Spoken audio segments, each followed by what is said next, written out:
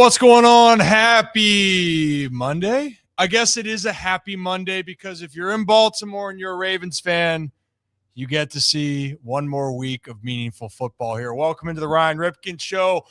Hope you guys had a great Christmas and holiday season. It is New Year's. 2026 is just a few days away. We got a lot to talk about, and specifically a lot of chaos in the NFL, AFC. Everything is on the line in Baltimore on Sunday night in Pittsburgh, but it's not the only thing we got to talk about. Who's going to be the quarterback for the Baltimore Ravens come Sunday night? That's become a debate, apparently. I got a lot of thoughts about that. Let's see. Shannon Sharp and Ocho Cinco are split on that decision. And then Jim Nantz, we had him on earlier this year, and it was right when the Chiefs were maybe going to turn the corner, but they're eliminated, and his words ring true here about just how wide open and bizarre the AFC as a whole is. Now, we do have Raven Nick Moore joining us at 5:30 this afternoon. We might have some other action in the works here at the 6 o'clock hour, but then after that, we'll get into some baseball because for the next big move to happen, it might have to do with the Japanese star whose posting day comes to a halt on Friday. And is that limiting the next big pitcher to go off the market? That and a whole heck of a lot more. If you're new to the channel, hit that like and subscribe button. To my left, behind the sticks, Brad, happy holidays, my friend. What's up, man? Happy holidays to you too. It's going to be an interesting one. Some of the games next week have playoff implications, seeding implications. We've been doing this all year where we have no idea who's going to win the Super Bowl, even make it there. And my opinion hasn't really changed on that, but it is going to get exciting. That's for sure. It really has. And Bali, hey, Merry Christmas, happy holidays. It's the most relaxed I've seen you. I tried to tell you all. The season, it was right in front of us. The Shadur Sanders show. No, he didn't. He tried to lose that game yesterday. He tried to lose that game. It was always the Browns.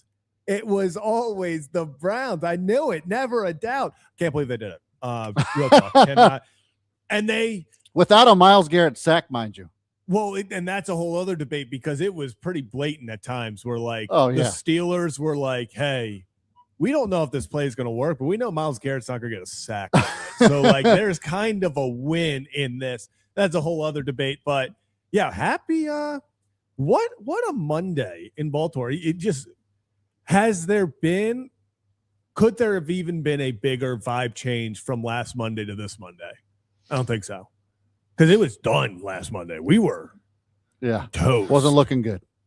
It wasn't, because it felt like this is what the Ravens season was going to be. Yep. Now, it also felt like everyone said, watch the Ravens go to Green Bay and win. And damn, they did. Yeah. And then it would be very Pittsburgh-like to clinch the division and rest your starters in Week 18 to go to Cleveland, a place that they just can't win. They can't win in Cleveland. In the last 6 years. Yeah, they won one game, I think, in the last 6 years in Cleveland. And then they tied the other one. And the Brownies with the rookie quarterback and Shadur Sanders. And I'll tell you what, I heard Tony Romo say this off the jump. He said if the Browns were going to win this game, more than likely said, they got to try to play ahead and put the pressure on. So they got the football and they scored early. Then they got the ball back and they scored the only touchdown of the game. And that defense just put pressure on Aaron Rodgers, the Steelers, all day. The DK Metcalf effect was felt. We can get into that. And the TJ Watt effect. Oh, man. And now the Ravens are going to be playing Sunday night. We'll get to that. We'll get to the wrap-up here because it is Overreaction Monday here. Before we get into all that, we want to shout out Merit Clubs, by the way. They had some great deals running to end the year of 2025. It was $1 to join the rest of the year. I know they got some brand new opportunities going into 2026, but we are a few days away. So paying $1, I still think is a great deal. But if you want to wait until January, that's fine. But how do you spell $1, Zach? MERRITT. When I move, you move. Just like that. Glad. I don't know why, but suddenly I was like, hope he doesn't ask me to spell January real fast because I was super committed to the merit thing. And I was like, yeah, I will. JANUAR. What? I was ready. Always stay ready so you don't have to get ready. Advice brought to you by the Ryan Ripken Show. There you go. Thank you for that. That was beautiful. I try. And appreciate Merit Clubs. Check out meritclubs.com for more. And we got a lot planned with them in 2026. All right, guys, let's start with this Ravens game first. Brad, I told you this on the phone. I think that was the best executed game plan on offense for the year for the Ravens. Yeah. And the reason why I'm not saying it was the most offensive, productive game of the season, because that would be in Buffalo. That offense, week one, was humming. Overall, they could do whatever they wanted.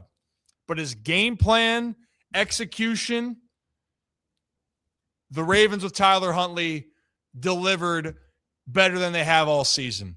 Tyler Huntley made plays, didn't make any mistakes. The offensive line was great. And Derrick Henry was okay too.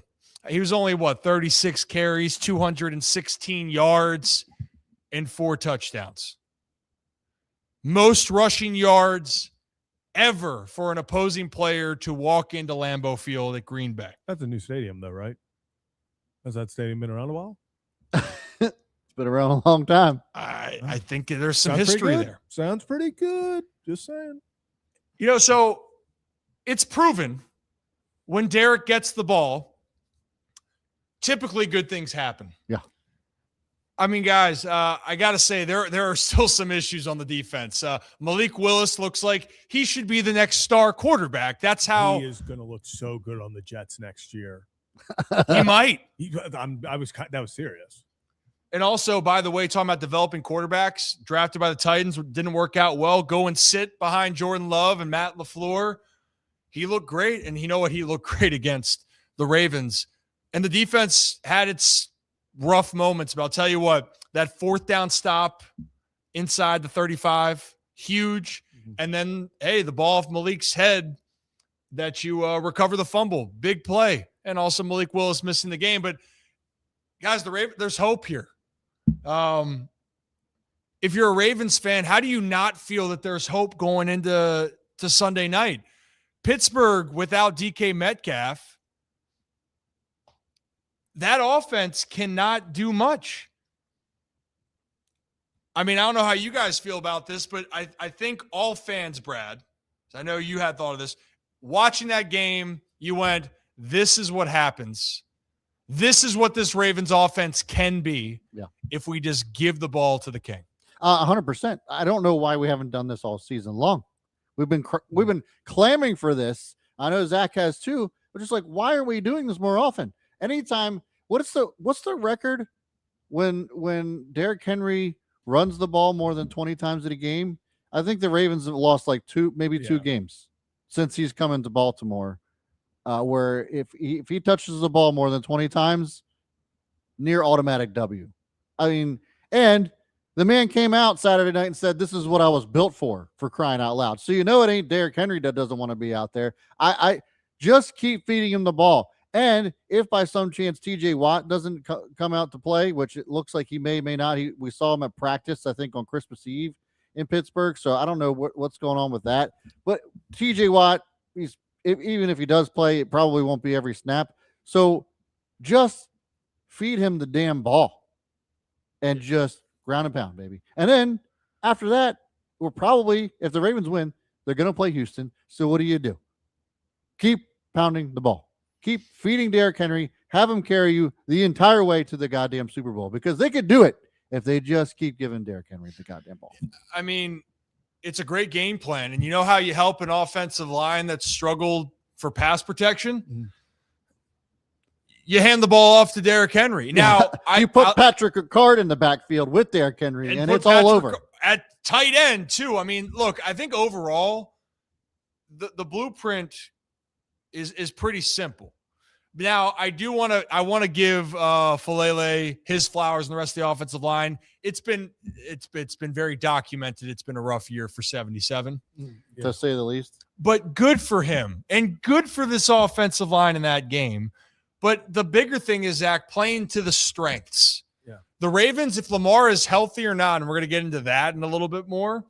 If the Ravens, to your point, Brad, And Zach, what I will say to you, if the Ravens want to win, this is the style they have to win. This is how you protect your players.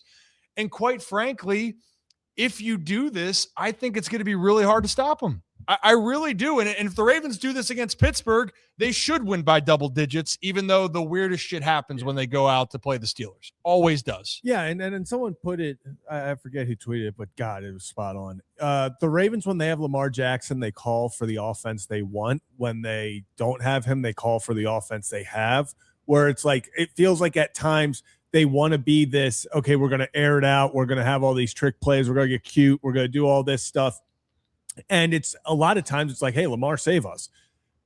But it's like almost euphoric when a game like this happens and Todd Monken just borderline turns the brain off and goes into overdrive of, hey, it's cold here.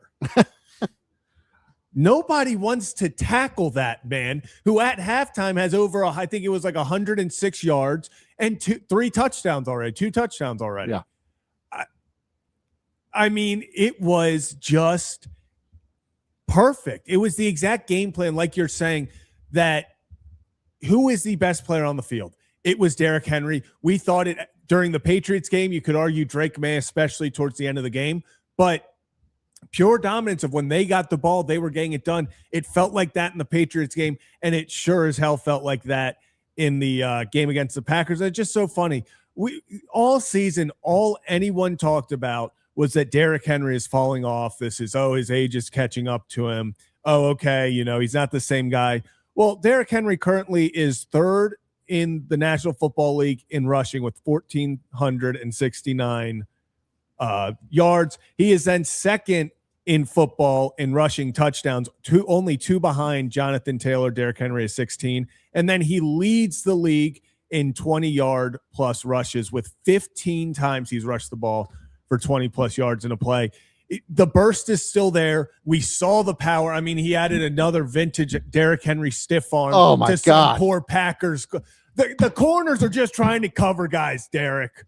They don't want that. Okay. They always seem so scared. They're like, oh my gosh, here it comes. But it was the perfect game plan. Let Derrick Henry take over and go from there. If Lamar Jackson or not against the Steelers, I am still a big proponent of let Derrick Henry, because I'm sure Lamar wouldn't be 100% still. Let Derrick just do his thing. Yeah. This is the reason why you got him. We say that, he was the final missing piece. It's not even that he's the final missing piece. It's that what do you need when the weather changes? You need a closer. You need a finisher, a guy that literally rips your soul out because no one wants to deal with him. And that's why I mentioned last week when the Ravens were playing the Patriots, the person that knew that better than anybody else on that field last week against the Pats was Mike Vrabel. Yeah. Because he's like, hey, I lived off of this. I lived off of you. Made my career off this guy. And you know what? He said, my thing is I'm going to give the ball to my best player. Derrick Henry's my best player. We're going to live and die by him. But if this game's close and it gets late, no one wants to see King Henry in the backfield or on the field. Because down the stretch, guys, when it still felt a little bit dicey, no one wanted to tackle the cyborg, the future Hall of Famer, first ballot Hall of Famer, and is going to go down as one of the best running backs that's ever played the game. No one wants to mess with him. Derrick Henry needs 31 rushing yards next week to put together back-to-back seasons with 1,500 rush yards and 15-plus touchdowns at age 30 or older. Want to take a guess as to who else has done that? Nobody. 0. Nobody else has done that, and he's 31. And people were wondering if the running backs are dying, they're falling off. Yeah. I beg to differ. I think running backs now are as impactful as ever. Yep. Christian McCaffrey bounced back for the Niners, and they literally needed him to with all the injuries. And CMC, if you had him in fantasy, congratulations. You probably won a fantasy championship with that dude. If not, you saw the value of the running back. And you know what the 49ers strategy is? We are going to get the ball to our best player. I like the strategy for the Ravens. Even if Lamar comes back, the strategy should be run the damn ball. because Derrick Henry right now is the Ravens' best player. Now, this does bring an interesting argument. And this actually does floor me, though, because as I love Snoop, Tyler Huntley actually has the 2 wins against winning teams this year for the Ravens. Playoff teams. Chicago Bears and the Green Bay Packers.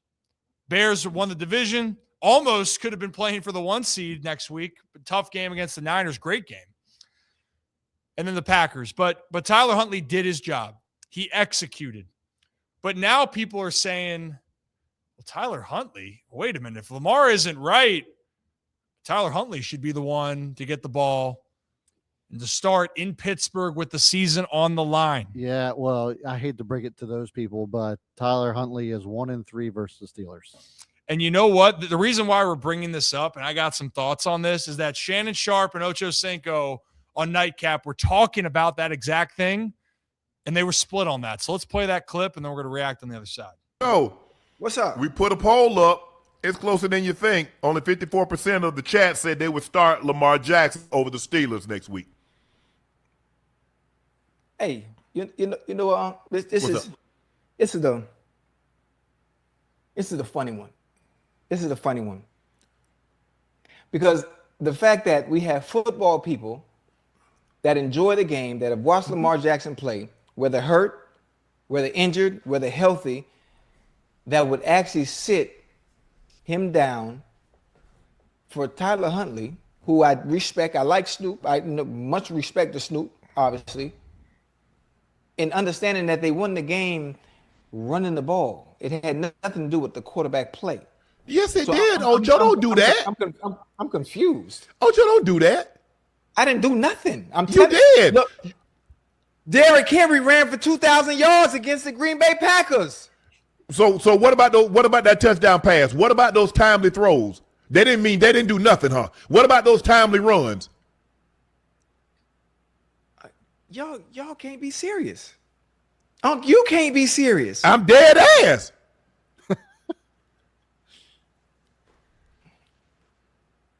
I'm confused. You see, I'm confused. You played it. You have your season on the line with a chance to not only win the AFC North, but to make the playoffs. And you talk about starting your backup. What are we talking about? You make it seem. So let me ask you a question. If Lamar Jackson is healthy, why wasn't he starting in Green Bay? He wasn't healthy. There you go. That's my point. Well, he's gonna be healthy this week. How are you so sure? What do you mean? How I'm so sure? How are you so sure he's gonna be healthy? Who said that? You a doctor? No, I ain't. Last I checked, you're not Leanne Curl. I know Leanne Curl, the team doctor. But I can tell you this: I guarantee he'd be healthy, and I bet he play. Ocho, I guarantee you that. I'm saying, Ocho, all I'm saying is that he needs to be 100% or as close as possible. Because if he's not, Ocho, who's 100% in week 18? Huntley. Snoop Huntley. You mean you saying this shit sober? Sober.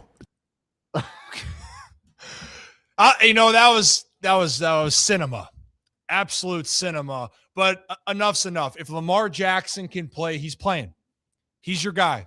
I understand what Shannon Sharp is trying to say. I do. But guys, for a lot of different reasons, if Lamar is capable of doing read options and is 80%, 85% of what he can do, and the Ravens don't play him and they lose in Pittsburgh, I think a lot more people will be pissed off with that result than benching your franchise quarterback. And also from a legacy standpoint, if Lamar is healthy and doesn't play, do you know how bad that looks? Yeah. Like on top of this? But above all, guys, Lamar Jackson, we're talking about one of the best players in the world. I know he hasn't had the season he's hoped for. But I'm going to live and die by number 8 if he says he can go. Here's what I will say to that. I'm with you. My hope is that he's at least 80% healthy, because if he's not, then you might as well throw Tyler Huntley in there. And the only reason I say that is because any idea what Tyler Huntley's completion percentage is this season when he's been in? 70? 77%. Nice. No interceptions, couple tutties, So it's not like he's just a bad quarterback, and it's like we have no other option. If Tyler Huntley's in there, it's a foregone conclusion the Ravens are going to lose this game. He was 16 for 20 in Green Bay, and when he played against the Bears, also had a great game earlier this season. So like I'm confident in Tyler Huntley if he has to go on Sunday.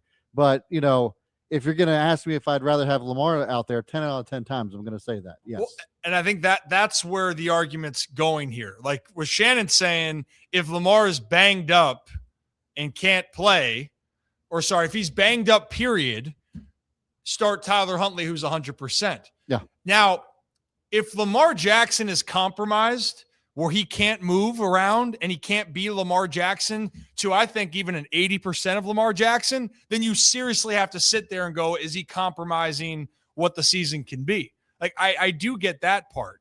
But if Lamar says he can play, and I think he's been pretty adamant about when he can or can't play, whether people like that or not, he sat out an extra week after the bye and everyone thought he was going to play. So if Lamar says he can play, I'm going to trust he's going to play, and I want him to start then. Yeah. And John Harbaugh was asked the question. Can we just play the clip from John Harbaugh? He was asked about Lamar real quickly. Let's play that clip. Tyler is a real big positive, a real plus, but it doesn't factor into whether Lamar plays. If Lamar's ready to go, he's playing. If Lamar's ready to go, he's playing. I think it's that simple. But I do understand, Zach. Like I get the argument there. But to Chad Ochocinco's point, if the Ravens were to lose in Pittsburgh because you had to make a choice, that I think that'd be the most haunting situation and one of the most haunting situations in Ravens history. If Lamar's truly hurt, Tyler Huntley plays. If Lamar can play, then he plays. Right? It's just their levels. And that's the thing is they're just their levels to all of it. Tyler Huntley, like Brad, you said, he can manage this game really well. He is proven to be very successful when he's needed. Big win against the Bears, big win against the Packers. Lamar Jackson's a 2-time MVP. Like, I get it where it's like, oh, the high hand. I've seen Lamar Jackson do things on a football field I haven't seen anyone else do at times. Like, even Lamar at 80%, and I will say this, it feels like, obviously it's a back injury, so you hope that is recovered. It is now 2 weeks off of his feet, not with his hamstring, with his, knee injuries, all that. So hopefully you healed that up a little bit because we know if he's got full mobility, what Lamar Jackson is. I agree with you, Ryan. If Lamar is like, I can't, the team doctors are like, hey, another week he's good, but right now, like he can't throw more than 10 yards, whatever it may be. They go with Tyler Huntley and you feel good about it. You feel good with going with Snoop. If Lamar Jackson can walk out there and give you 75%, Lamar Jackson is the star without question. Yeah, I agree. And here's the other part. Regardless of who is the quarterback on Sunday night, guess who needs to get the ball 36 times again? Derrick Henry. It's Derrick Henry. Exactly. Like, it doesn't change the game plan.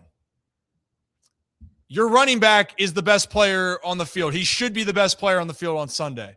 Because even if Lamar Jackson does play, he's not the MVP Lamar Jackson right now. No.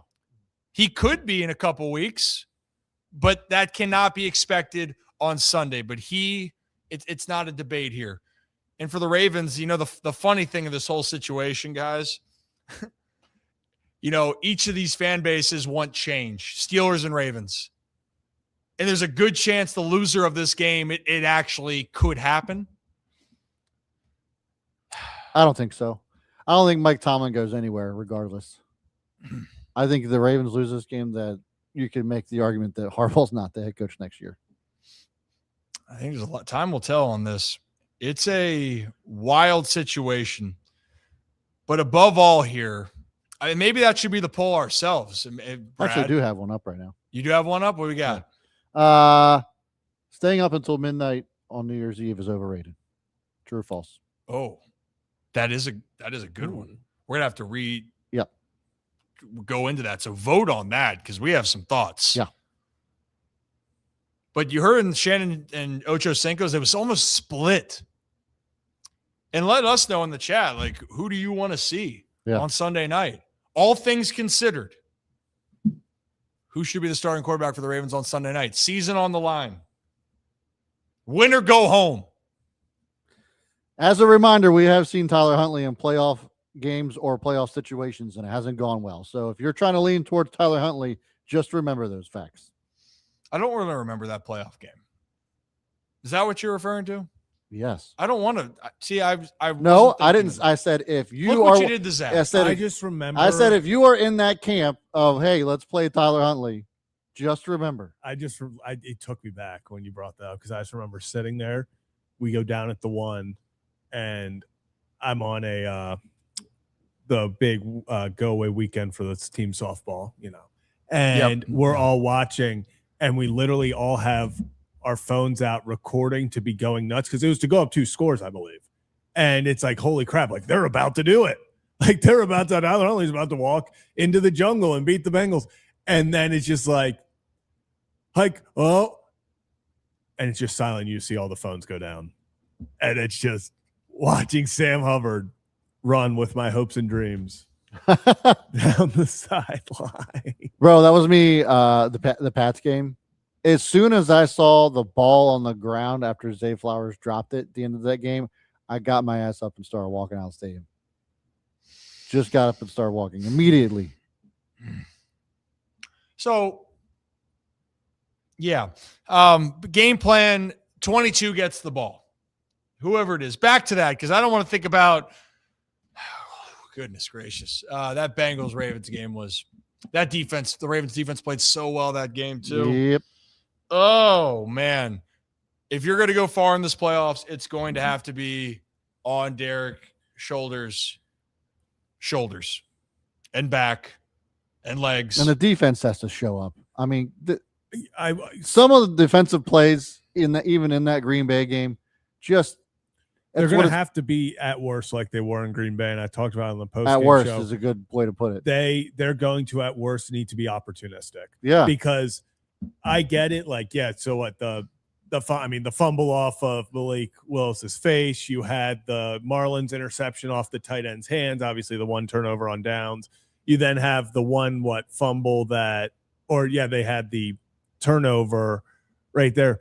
Like, if things are going to happen, how many times has it, in a big situation, a ball hit off of a tight end's hands and fallen right between 2 Ravens, or it hits off of their hands and now it's just incomplete, or a fumble off Malik Willis's face and 2 guys fall on top of it and it squirts out and a Packer recovers it to keep the drive going. It just, if they're not going to stop them, at least Saturday was an example of if you're going to be opportunistic, you can still get away with it.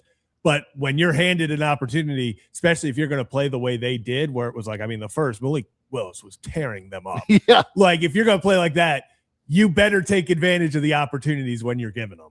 Yeah, also, I really want to know who started Malik Willis in a fantasy football championship, because if you did, he probably won. But he was dealing. The bigger part is, we've said this all here, you either gotta be so damn good defensively, or you're gonna have to force a turnover however it happens.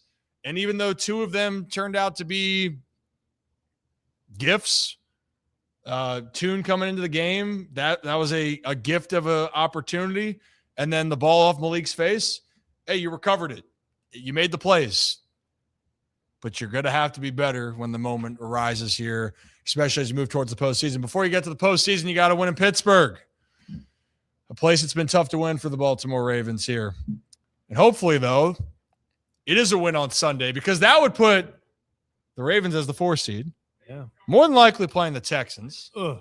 Yikes. That would also put the Steelers at 9-8. I have some tweets ready. I was going to say, this kind of feels like the Ravens Steelers. If you're a Ravens or Steelers fan, this is your Super Bowl, because Nick listening. He's coming back. Who knows if he's listening? Because I don't know, not the probabilities. Let's say Vegas doesn't have either one of these teams winning the playoff game.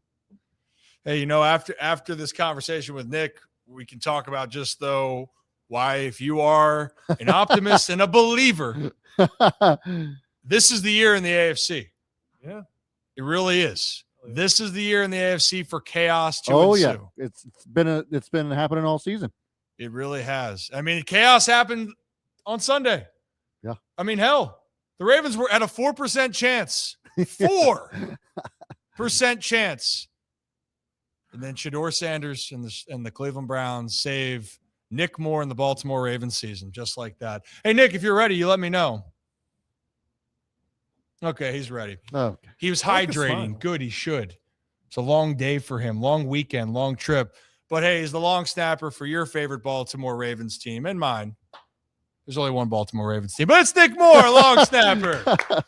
I didn't want to say, where is he? Is he there? There he is. Hi, Nick. I don't know what's going on with my computer. It's not working. That's on my phone. Probably a child jumped on it. No, they killed my hard drive. I had to get it replaced, and I haven't had success with the camera since I got it back. How's Apex Legends been? Has that been impacted by this? I haven't actually been playing lately. Been busy with the holiday stuff and family in and out, and my wife's on a bachelorette trip right now. She left this morning, so I'm on dad duty with my mom. So we're not a lot of video gaming going on. Look at you, but also, you have to be focused, Nick. I mean, I'll be honest. I think video games helps me focus more than not playing video games. So I believe that. I very well believe that. Some people think, reports from 5 years ago that impacts now, but maybe it does. Maybe it doesn't. Maybe it's a load of shit. But Nick, good to see you, bud. Did you have a good holiday overall? Yeah, Christmas was great. The first year, my oldest son was really kind of aware of what was going on and was super excited. And we had started some cool traditions and were able to have a lot of fun. So it was one of the coolest experiences of my life, getting to see him for the first time on Christmas, seeing the presents and doing the Santa Claus cookies and all the stuff that you do on Christmas. And it was truly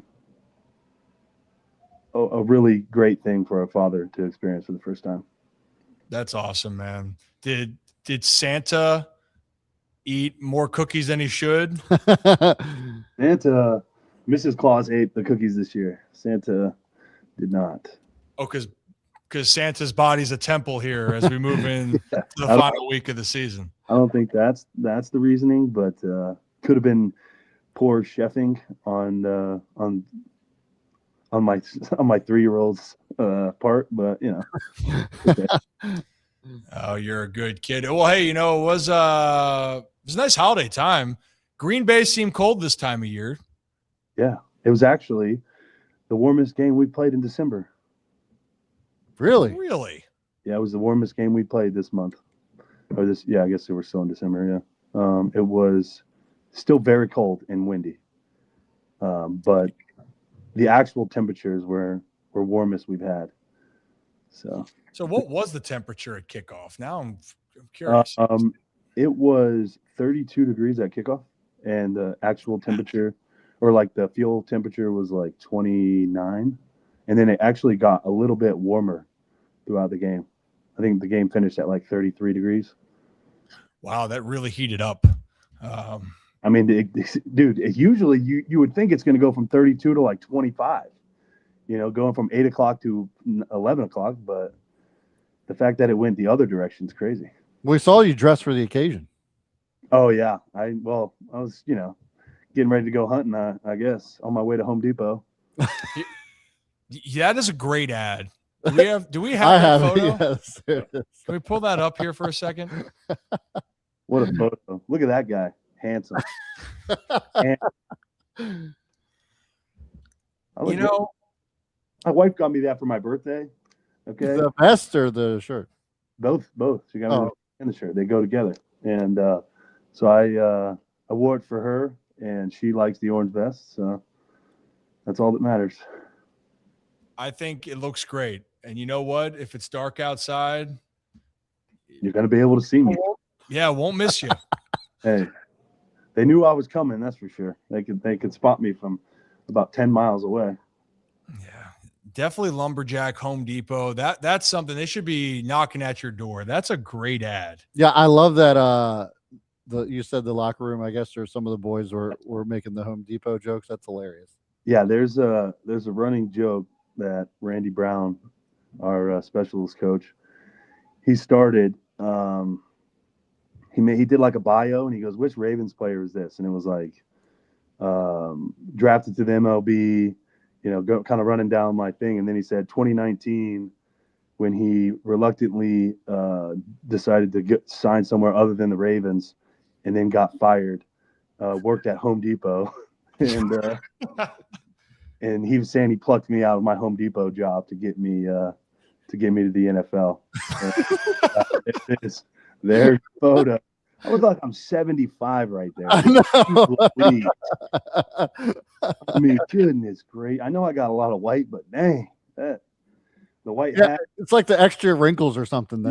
It's Tyler Luke made that photo on it with AI. I'm sure he said, make this guy look like he's 75 and works at Home Depot. Tyler Luke made this? Yeah, he did. He did. Yeah. Hard to be proud, though. I look kind of slim right there, You're definitely thinner.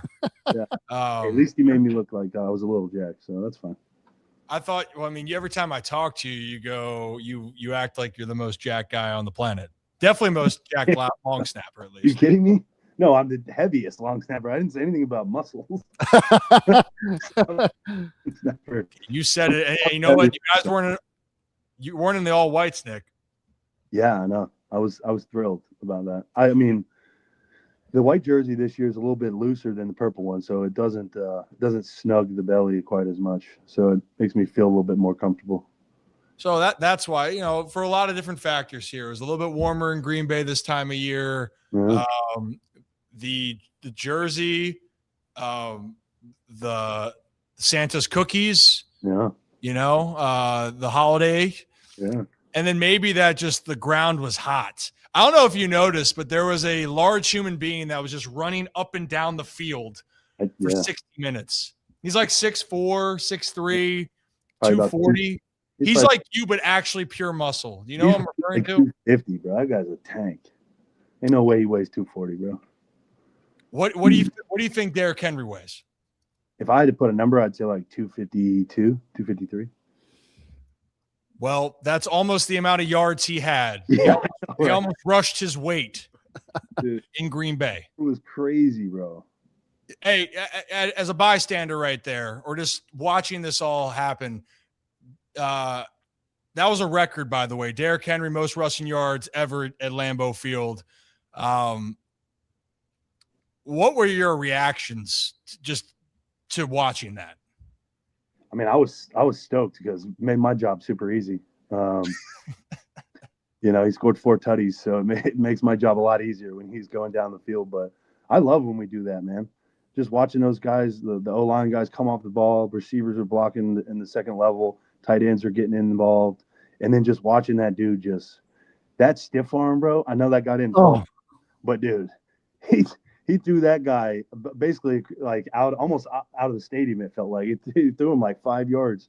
That was something crazy. I mean, that guy, and that's like, that's kind of what you expect to happen every time he gets out there. And it was just so much fun to watch that. That was just old school football, man. It was a juggernaut fight out there. Those guys were big. They were physical. They had a really good, defense, bunch of ginormous human beings. I know for me, that was probably the most violent game I've ever had on field goal protection. Those boys were coming and they were hitting hard. And it was the same guys that play on their D-line and stuff. And so for us to be able to do that and rush for 308 yards and 4 touchdowns, that was something truly impressive. And it was just so much fun to watch that because that's the kind of football you love to watch. And it also controls the game. It makes the sideline experience for me a little bit more stressful because we have the ball for 8-10 minutes at a time. When you have the ball for 40 minutes in a game, I feel like I'm snapping the whole game. But it is awesome to have that happen and be able to dominate the game like that. Nick, does the sideline like lose their mind whenever they see a stiff arm like that? Everybody just like, it's like same reaction that you had, like, holy crap, I can't believe he did that.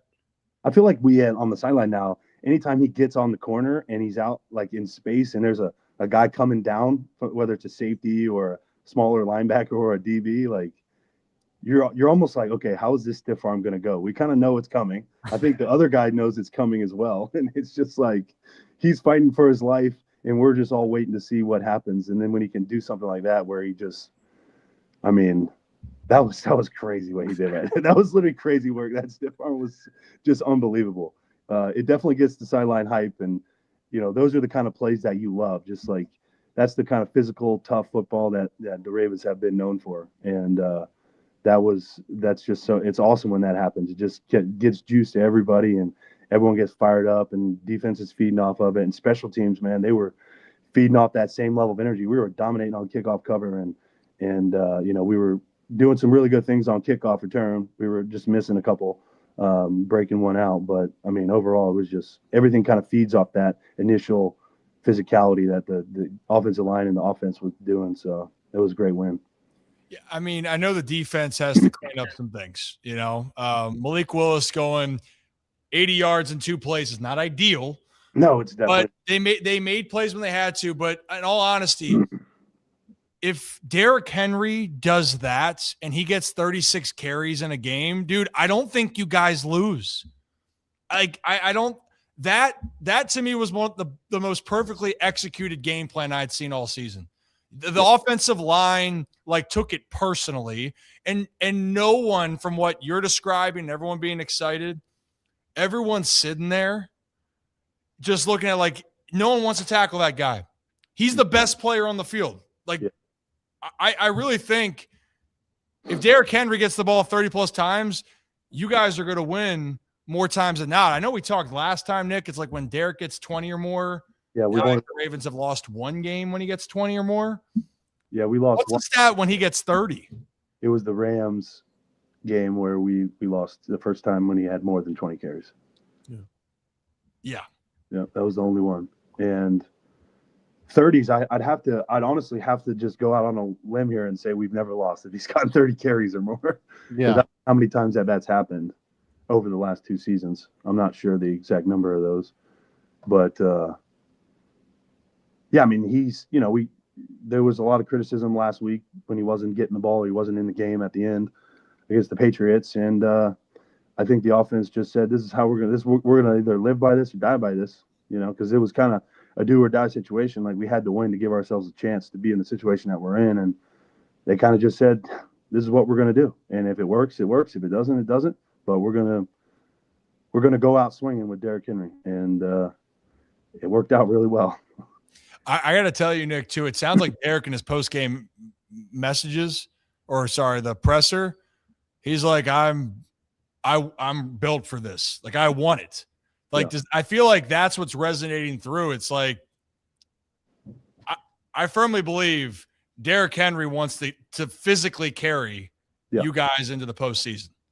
No, I think so. I think, him along with the offensive line, Pat Ricard, Charlie Kolar, those guys, they want to do that, impose their will on the other team and set the tone, win the game in the trenches and set the tone for the rest of the team, throughout the rest of that game. And that's what they pride themselves on. And that's what they want to get done. And, when you got a guy like Derrick, it's you can do some pretty special things. So I would imagine, I feel like no one's going to be shocked if we try to do the same thing. I think we're going to try to do a similar game plan. That's going to be what that's our identity. We guys want to run the ball, and that's what we're going to do. So I feel like Derrick's got to be chomping at the bit with no TJ Watt back there too. Well, potentially. He claims he's coming back for their next meaningful game. Well, this is a meaningful game, so we'll see.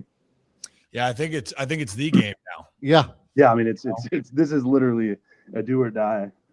Win and you're in, lose and you're watching. So, hey Nick, do you have anybody that like you're boys with the Browns? Like, are you gifting Cleveland anything? I might Oh no, I said we had a watch party over at Harbs yesterday, so we were over there. A lot of guys were over there watching the game.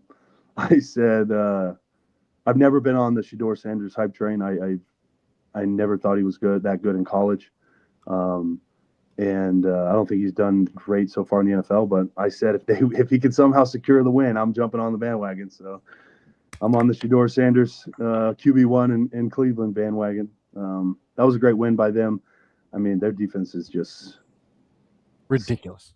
I called it, and there was 8.5 minutes to go in the game.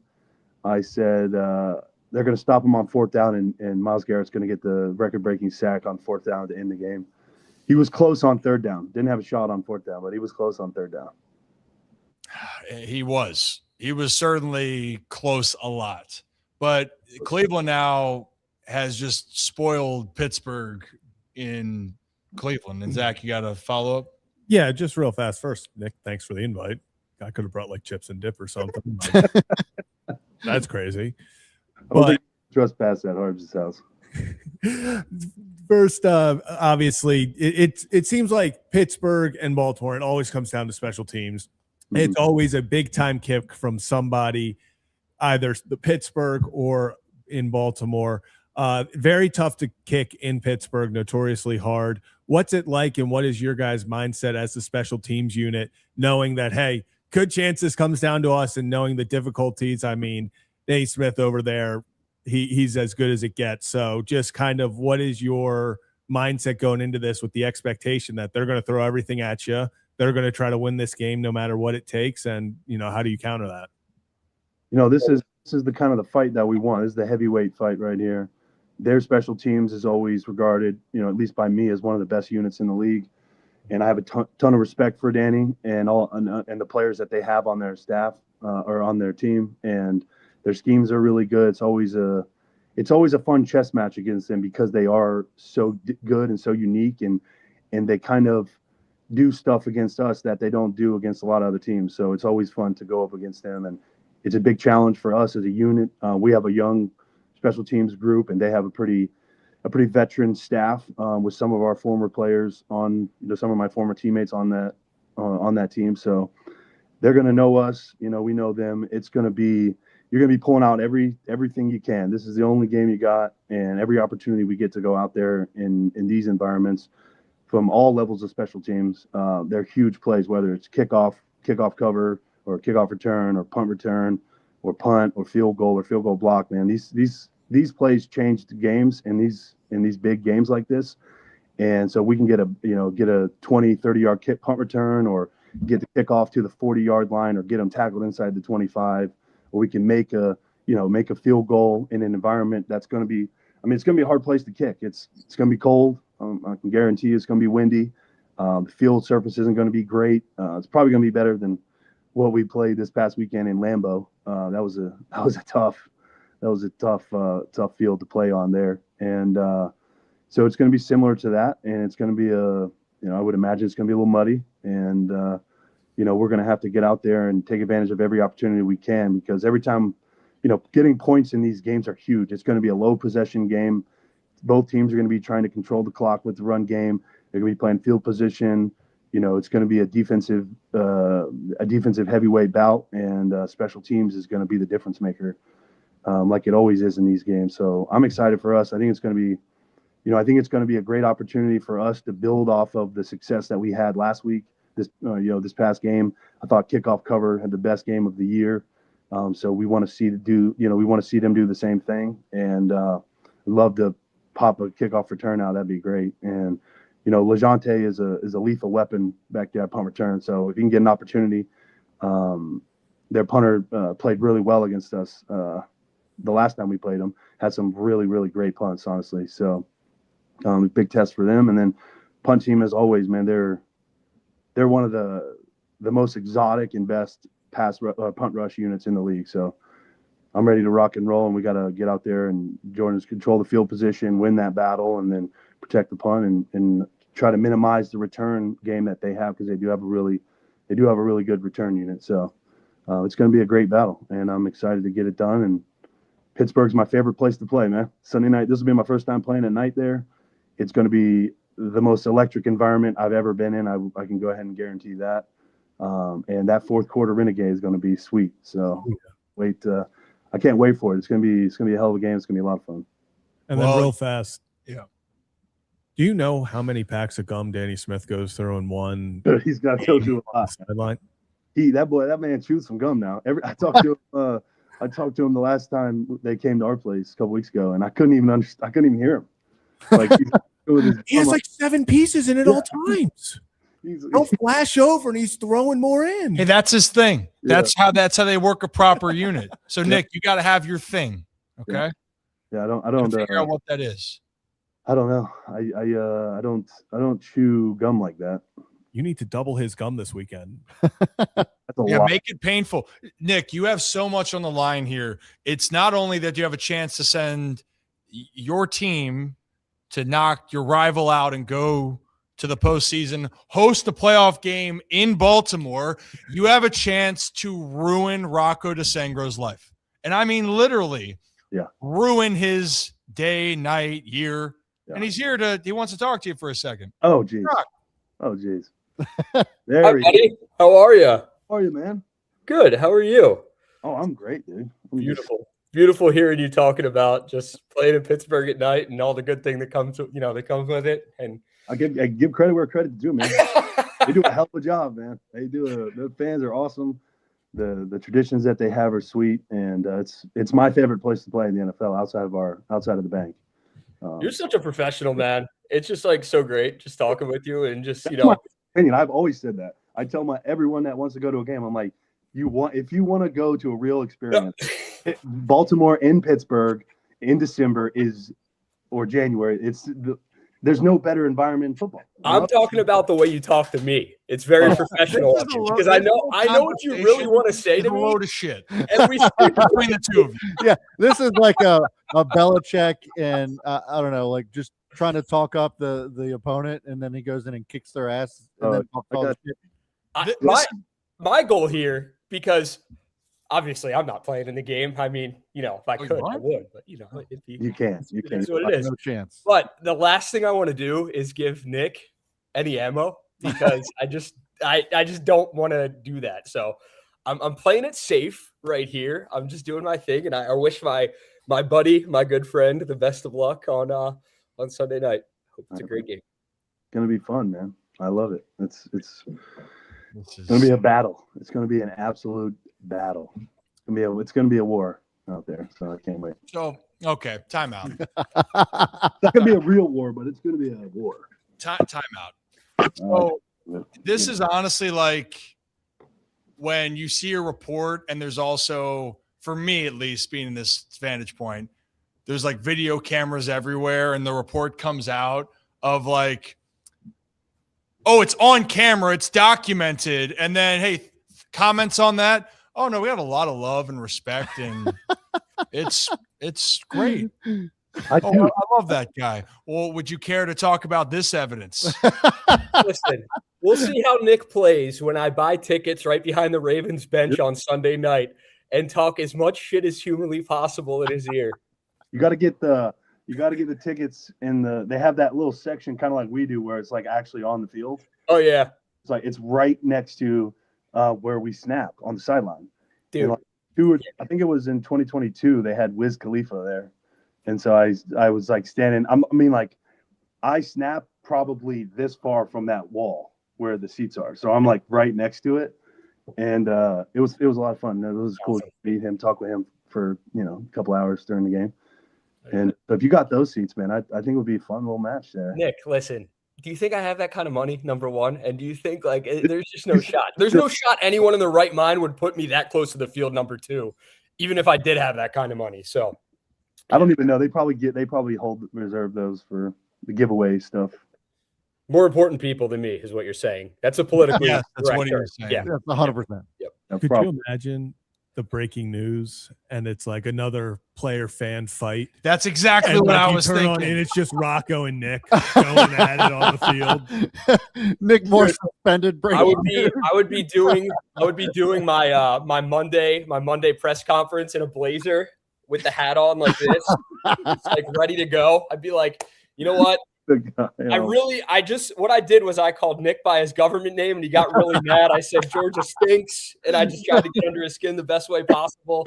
But that's it. I didn't say much more. And he grabbed me, punched me, and that was it. So I did not call that man a Home Depot worker. Talk about fighting words right there. Oh my goodness. Yeah, let me be clear. Let me be clear. I did not call him a Home Depot or and then you got to reference him by name.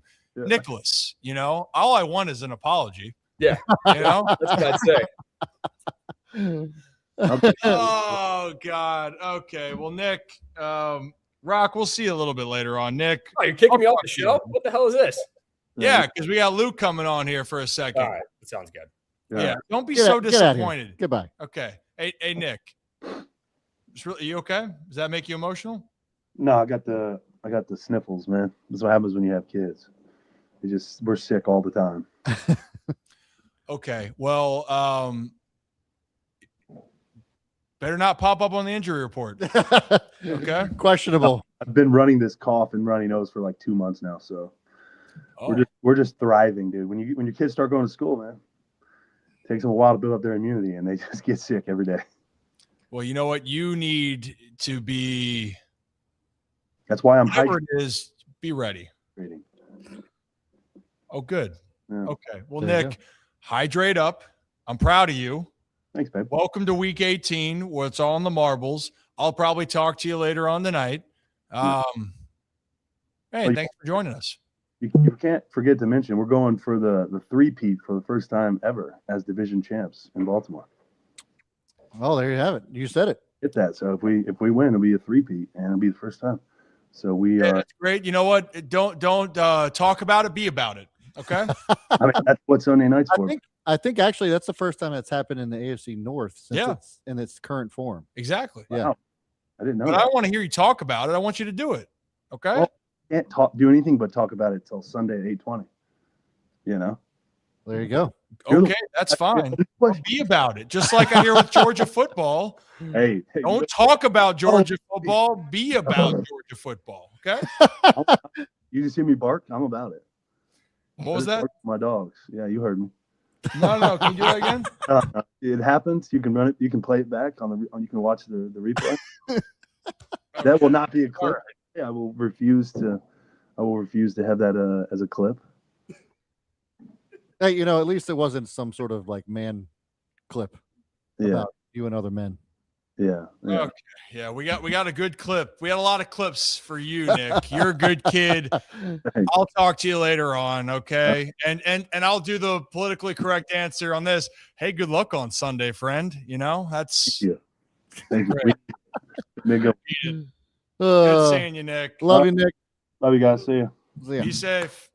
Oh, he's a good kid. Well, if you're new to the channel, hit that like and subscribe button. That was Nick Moore, long snapper for the Baltimore Ravens. Good kid. I'm excited for him and the Ravens. He is right. They are going to go for the three-peat. That'd be AFC North history. We'll talk a little bit more about history and where things are going to go. Luke, if you're good, can you hear me behind the scenes? Give me a thumbs up if you can hear me. Uh-oh. I don't know if Luke can hear me or not. Luke, can you hear me? Not Rocco. Let me see. Fucking Rocco.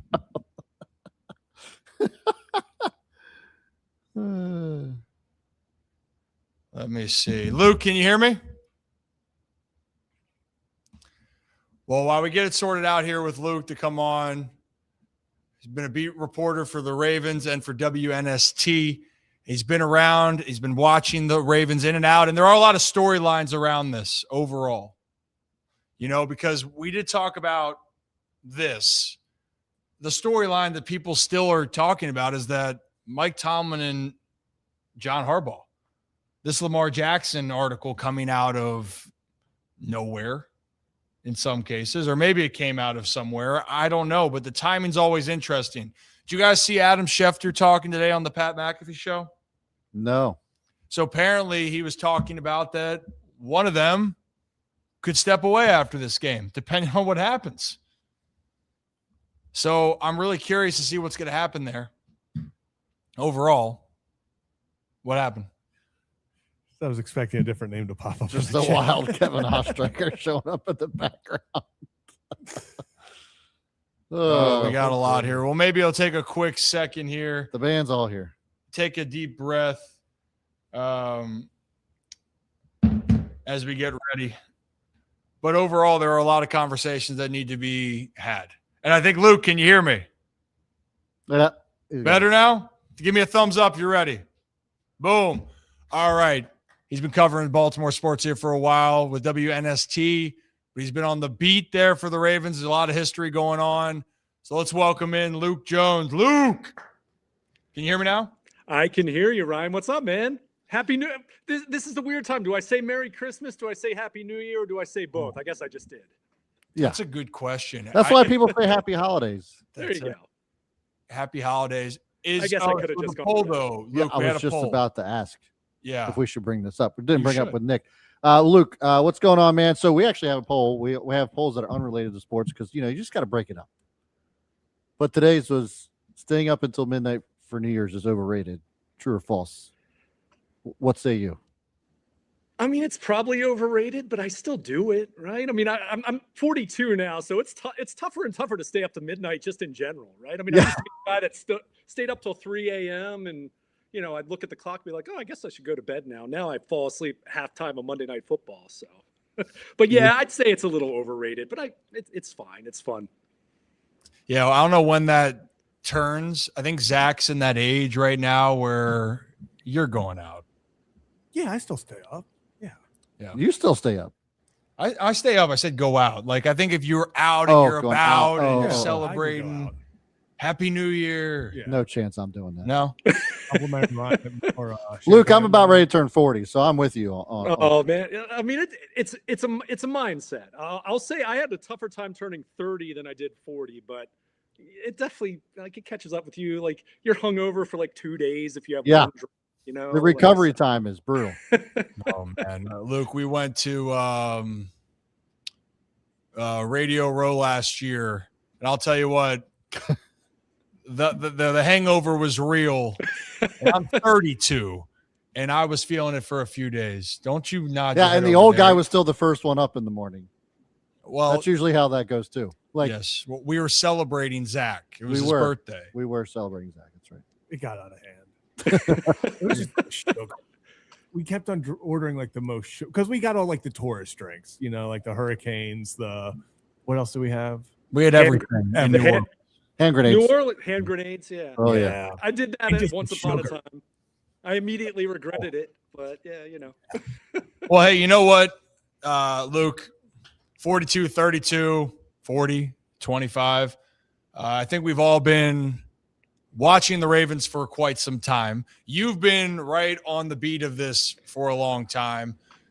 There's a lot of parts that are popping up here, and it always seems to happen when there's struggle. I always like to say winning cures almost everything, but when you lose, things come out of the woodworks. And there's been a lot the last week, right? So from the Ravens losing to the Pats, we saw an article that Mike Preston released from the Baltimore Sun. Since then, the Ravens won. Now, Mike Tomlin and John Harbaugh, both fan bases, if you talk to them, they want change. Adam Schefter reported today that that could happen. From your eyes, is it this much dysfunction when you've been covering the team, or is it more just the proponent of underperforming and needing a change, if that makes sense? Yeah. I mean, I don't think it's dysfunction nearly as much. I mean, these are subjective terms, right? And, you mentioned Mike Preston's report. And look, I've known Mike a long time. I have a lot of respect for Mike. What I'll say on anything like that, what that comes from someone who's covered something for a long time, to completely dismiss it. I mean, you can certainly talk about how something's presented, the timing of it, anything like that. With anything, not just talking about that with Lamar. But, with something like that, I would say I think it would be equally naive to completely dismiss it all as fabrication as it would be to say that Lamar Jackson is the biggest problem that plagues this organization, talking about a 2-time MVP, right? The truth lies somewhere in those two extreme ranges, right? So, but to bring it back to John Harbaugh, because you asked about Harbaugh, I've thought about this for a couple years now. I mean, we've seen the Ravens. I've called them regular season royalty from Lamar Jackson's first full season as a starter. I mean, they were 14-2, 12 in a row to conclude that regular season until they lost to the Titans in the divisional round. And they've been so freaking good in the regular season, but it just has not translated. And certainly Lamar has bared the brunt of the criticism and blame for that, which I understand to a point as a franchise quarterback. But he certainly hasn't been alone, because we can look at coaching decisions that, whether it was just plain wrong or just up for debate, Lamar's teammates. I mean, Mark Andrews last year in Buffalo, Zay Flowers fumbling across the goal line against Kansas City 2 years ago. But, to talk about specifically with John Harbaugh, when you have a team that has succeeded and played at such a high level in the regular season, and it doesn't translate, and it's not translating multiple times to break through. I mean, we're talking about one AFC title game appearance, right? And I'll hear the Kansas City thing, because Josh Allen in Buffalo, they're having the same exact conversations, right? In terms of their not breaking through in January. And we'll see about Allen this next month. But I have wondered, especially for this year, and the way that there's been a perception of such underperformance. I mean, everyone and their mom was picking the Ravens to at least go to the Super Bowl, if not win the Super Bowl. Vegas overwhelmingly had them as one of the favorites. So when you see that, and again, how much of it's dysfunction, I think it's just a lot of frustration. And you're trying to figure out, okay, what can change? What moves can we make? What haven't we done here? And I kind of go back to Andy Reid in Philadelphia years and years ago. I mean, this is a guy who took the Eagles to 4 straight NFC title games at one point in time, took them to a Super Bowl. And it got to a point where, 2011, 2012, it kind of felt, like, has this run its course? Would some change be good for both sides here? And I'm not even saying that the Ravens should do that. And honestly, my opinion, your opinion, anyone listening right now, Steve Bisciotti's the only opinion that really matters here. If Steve says I'm not making a change, they're not going to make a change. But I would at least hear the argument that maybe a change of that magnitude in an effort to bring out maybe the best version of Lamar in January, the best version of this team in January, this year specifically. I mean, let's call a spade a spade. They've gone in slightly in the wrong direction last year from not getting back to the AFC title game. And certainly they've gone in a bad direction this year. And I get it. They'll have a chance to make the playoffs Sunday night. And if they make a run, then we'll be laughing about this 3 weeks from now. But if they don't do that, and you're kind of looking at this thing and saying, okay, the Cleveland Browns gave them a late Christmas present, does that really, quote, save John Harbaugh if John Harbaugh needs to be saved, right? Again, so I struggle with it. That's like kind of a long-winded way of saying I don't, I struggle with that. But at the same time, why haven't they been able to break through in January? And why has this season specifically been as disappointing as it's been? I mean, the headliner is Lamar Jackson not being right. I'll hear that, but I don't think you just shrug your shoulders and not react to the underachieving at all. So the one thing I will say about it is I'd be surprised if it's a scenario where Steve Bisciotti just says, John, you're out. Because I think there's such a deep respect and affinity there. I think it would be much more of a, is there an exit strategy to talk about here? Is there an opportunity that would excite you elsewhere? I mean, he's got 3 more years left on his contract extension. Eric DeCosta loves value, right? If the Ravens were thinking of making a change, I think a trade possibility would be a no-brainer scenario. You ask John, hey, these are the 8 jobs that are open. Who are your 2 favorites? Who are the 2 favorites, and who, where would you be interested in potentially going? Again, this is all hypothetical, right? I mean, they're preparing for a AFC North title game on Sunday. They got a lot. They got a lot to still play for right now. And exactly. Overall, but I think it's this conversation. It's at a point now where I think it's at least there's at least entertaining the possibility of it, and I would leave it at that. And I say that with a lot of respect for John Harbaugh, who's had a heck of a run. I mean, 18 years in one place in the modern NFL, that was impressive 40 years ago or 60 years ago, let alone in 2025. So I'm certainly not going to sit here and throw dirt on him, but I think that's at least a conversation or at least a thought that I would think is going through Steve Bisciotti's mind, even if ultimately he decides, John's my guy, we're staying put here. Yeah, I mean, overall, at the end of the day, it's about trying to make that next step. And I mean, I love Harbs, been good to me over the years. You mentioned, I think the Andy Reid reference, I mean, Zach, I think you might've brought that up, or Brad. Yeah. That feels very similar. Now, I think Andy Reid is one of the best offensive minded coaches we've ever seen. John isn't necessarily being focused on as a offense or defensive specialist. He's from that tree, though. But he's from that tree. You know, I think above all, I think if you were to ask Ravens fans moving forward, if they don't get over the hump, something would have to change. I think that's an honest conversation to have. But I'll tell you what, Nick Moore was just on, Luke. I don't know if you heard that. I think fair to say if the Ravens are going to not make the playoffs or lose in the postseason, it's got to be at the hands of Derrick Henry getting the ball 20, 25 times. 36 sounds pretty good. I like that number, Brad. Yeah. I mean, Luke, I feel like that is the blueprint. If the Ravens are going to win, healthy Lamar or not, Derrick Henry, if he gets 30 carries a game, I feel it's going to be really hard that the Ravens are going to lose that one. Yeah, I mean, I certainly think for Sunday night. Now, you know, if we're talking about potential matchups, like if they win, and then we're talking about the first round or the playoffs, I mean, I think there's certainly some debate about whether you can just continue to ride that all the way to a Super Bowl. Because if that were the case, the Tennessee Titans would have had a couple rings, right? I mean, with Derrick Henry all those years. But I certainly think that's the plan for Sunday night. I mean, we heard from John Harbaugh today. He said Lamar's status is to be determined. He said we'll have a better idea Wednesday. And sure, that could be some coach speak, and he's not going to just broadcast it one way or the other. But at the same time, when you get into week 2 for a player that's missed time, when you're talking about coming off of an injury, you can have a scenario where that guy doesn't practice that first week, doesn't practice all week, and then can play on Sunday. When you start getting into the second week, the third week, the fourth week, it's much easier to read it. I mean, is he practicing, right? Is he out there on the practice field? To me, there was, you know, in a vacuum, I didn't necessarily expect this by any means, but there was at least a non-zero chance that Lamar could not practice last week and still play in Green Bay. I don't think that's an option this week. You know, you get to the point where you're further removed from an injury. You've been sidelined longer. You've got to get your game clock back in any sport, you know, when you start having a longer layoff.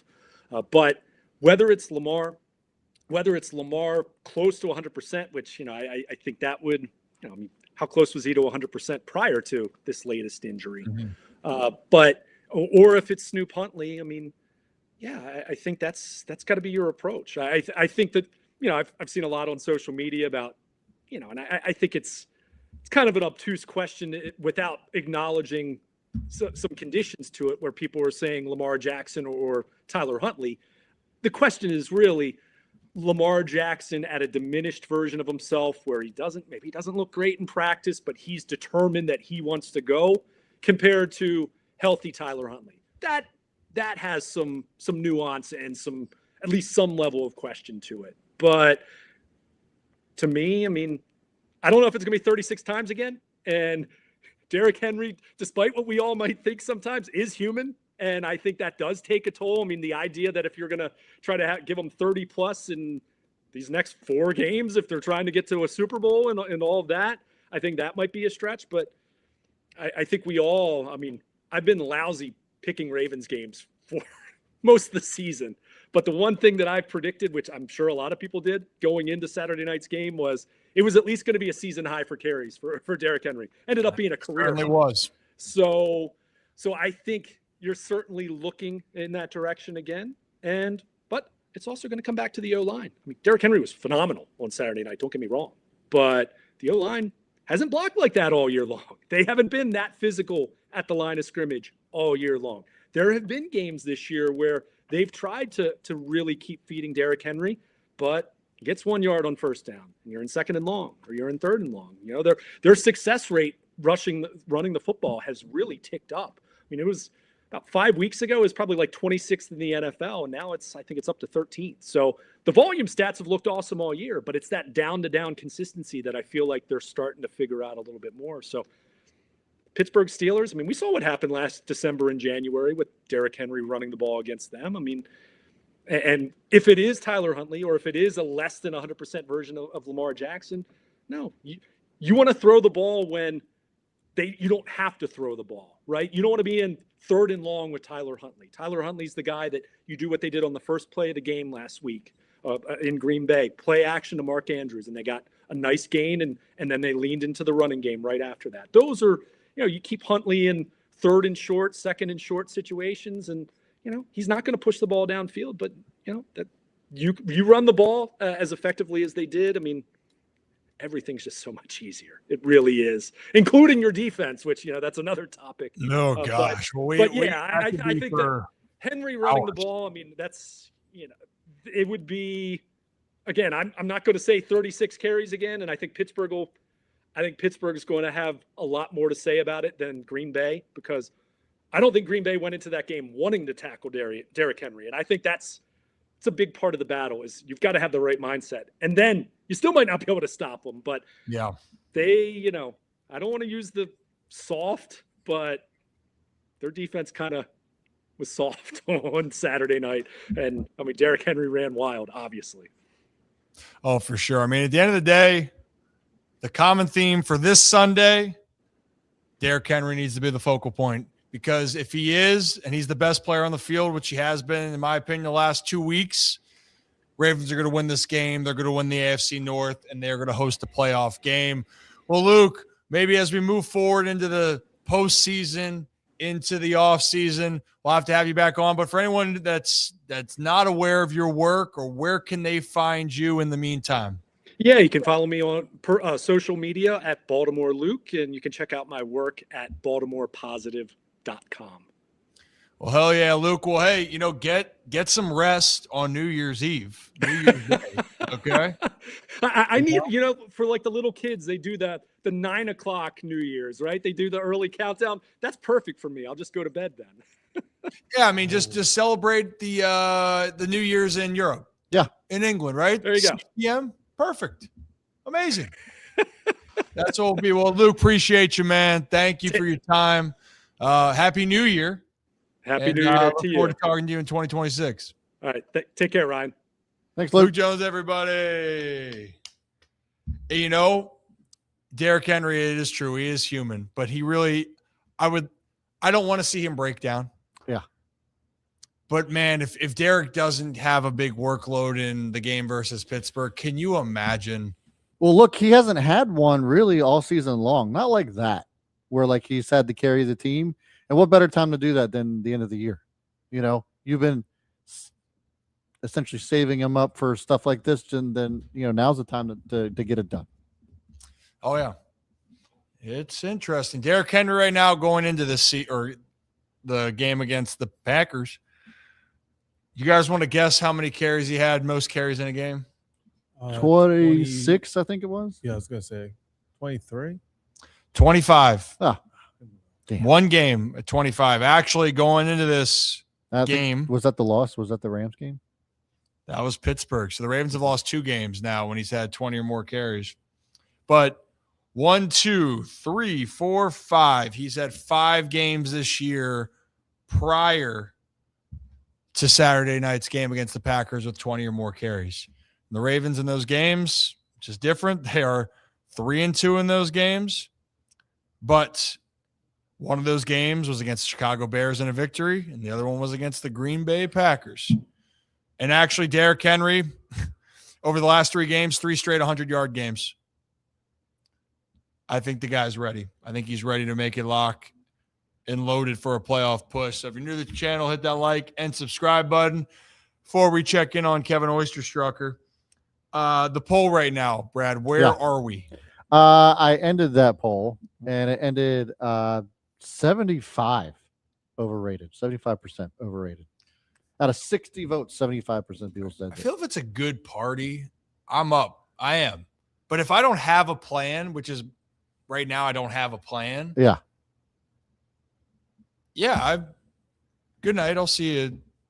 You know, I You're stay up till late. 2 a.m. anyway. I'll tell you what, on the honeymoon, your boy was falling asleep early. Maybe because I just had less on my mind. Or you're jet lagged. Maybe I'm jet lagged. It's probably that. I'd wake up and I'd probably text Zach at like 4 a.m. my time. Yeah. Maybe even you, but then I was surprised when you're awake. Yeah, I know. I think I was awake till 1:30 one night. Yeah, you were watching Stranger Things. Yeah. Yeah, one time he just texted me. It was like 6 a.m. his time, so it was like 1 or midnight.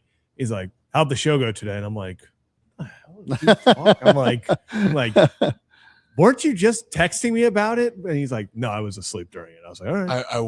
I was in mid text and then I knocked out, but that's just the way it works. But I'm back and we're back here, and it's going to be a great 2026. New to the channel, hit that like and subscribe button. Ryan Ripken Show. We are on YouTube, X, Facebook, and then on Spotify, Apple, wherever you get your podcast. We upload that later on. But he's behind the scenes. He's locked on Kevin. He's locked on Ravens, though, is his day-to-day job. And he's Kevin Ostreicher. Kevin, working mic? I hope so. Hello. Hey. First try. Always first try. Always first look, try. Look at me go. But yeah, good win for the Ravens. Good loss for the really. I mean, they went 5-0 this week. You know, the Browns, they are out of the contention for a top 2 pick now, and Bengals, they won, so their draft pick got worse. For those who don't want to play Josh Allen, assuming the Ravens do win, you got to win that game first. But assuming they do win, you don't want to see Josh Allen. Bills drop down to the 6th seed, so. Yeah, but I think I'd rather see Josh Allen than the Houston Texans. I agree. I agree with you. Yeah, does anyone want to see the Texans right now? No. That offense, yeah. That defense, no. Yeah. No. Well, not even. I mean, the Bills don't have the Nico Collins either. So. True. That's very true. The thing is with the Bills, if James Cook gets cooking, they're tough. Yeah. They are like, they should have won that game yesterday at home. They didn't, but they've also gone on the road against the Patriots down 21, and they went and won that game. So Kevin, Zach, real fast, just because you brought that game up yesterday, I already know Kevin's answer. We've vehemently disagreed. Yes, Zach disagreed with me. Yesterday, Bills go for 2 to win the game. What are your thoughts? Good call or bad call? Kevin. You're asking me? No, I already know Kevin's answer. Yeah, I thought you were asking them.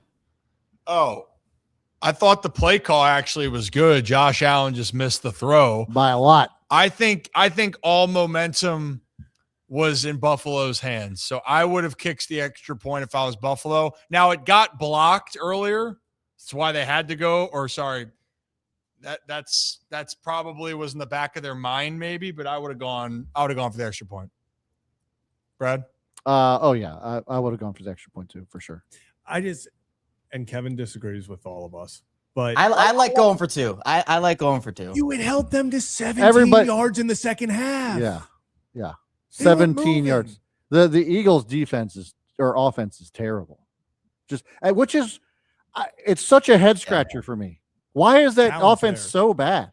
I have no, yeah. It's good, it's great, and then it's non-existent. Saquon Barkley hasn't run for shit this year. Like I don't understand what changed. Why it seems like all the pieces are still there that won that Super Bowl. I'm very confused at the Eagles right now. Offensive line's been banged up overall, but the fall off regardless has been astounding. I think a lot of people also are upset with their O coordinator. Yeah, Patullo. I think people do not like him. So, I mean, the Super Bowl hangover really hit them. I mean, they won their division, but whatever. I still think they're a tough out in the NFC for sure, defense. For sure. Yeah. But it's just like definitely not the same team as last year, even though most of the talent's still there. Well, I think this kind of leads into this conversation because the NFC, you can tell the top teams, but the Eagles did beat the Rams, who some still think are the best team in the NFL, even though they won't be the 1 seed. They'll be going on the road. Seahawks or 49ers are going to play for the 1 seed on Saturday night. The NFC is a lot more top heavy than the AFC. But honestly, guys, we care more about the AFC right now. Why? Because the Ravens are in it. And for the first time in years, I really cannot remember a time where it has been this wide open. And actually, we had Jim Nantz on a month ago, and Jim Nantz even said that this is bizarre. So why don't we play that clip and we'll react on the other side. Strange year. Is there anything that reminds you over the years of what we're kind of seeing right now, that there truly is no favorite, in my opinion, throughout the entire National Football League? I've never seen anything like it. First off, I've never truly, and I've been calling NFL games since the late 80s, over 500 now. That is so upside down, and that's not to disparage the people that are on top. And I don't know what to chalk it up to. Some of it's injuries. I mean, I really don't think that in your case there in Baltimore with the Ravens, the health issue is so massive, so significant. That explains that. Kansas City's a different story. I mean, Mahomes has been upright the whole year. Travis hasn't missed any games. Rice joined them late because of this. With Kansas City in the rearview mirror on them, and maybe not even in the playoffs, where they've got to say to themselves, hey, we got to go on the road now as a wild card team. They're not out of the division yet. We got to go on the road now, and we got to go play New England again on the road, or at Denver, wherever, or at the AFC South champion. No, we can handle this. They've got to be thinking that. So I think the playoffs going to be really bizarre. I don't know that's going to go according to seed. And I think one of these teams, and it could be the Ravens, you get Lamar healthy and get this team on a little bit of a roll, they're going to be a tough out.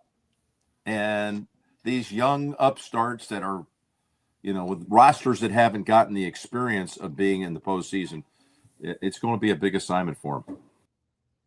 So we're going to go around the table here in a second, but Jim Nantz, I agree. I think it's the most bizarre AFC I can imagine.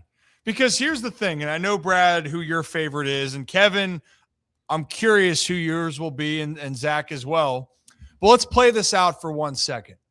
If the results hold, and let's hypothetically say Baltimore beats Pittsburgh, and even if they don't, it's Baltimore or Pittsburgh in the 4th spot.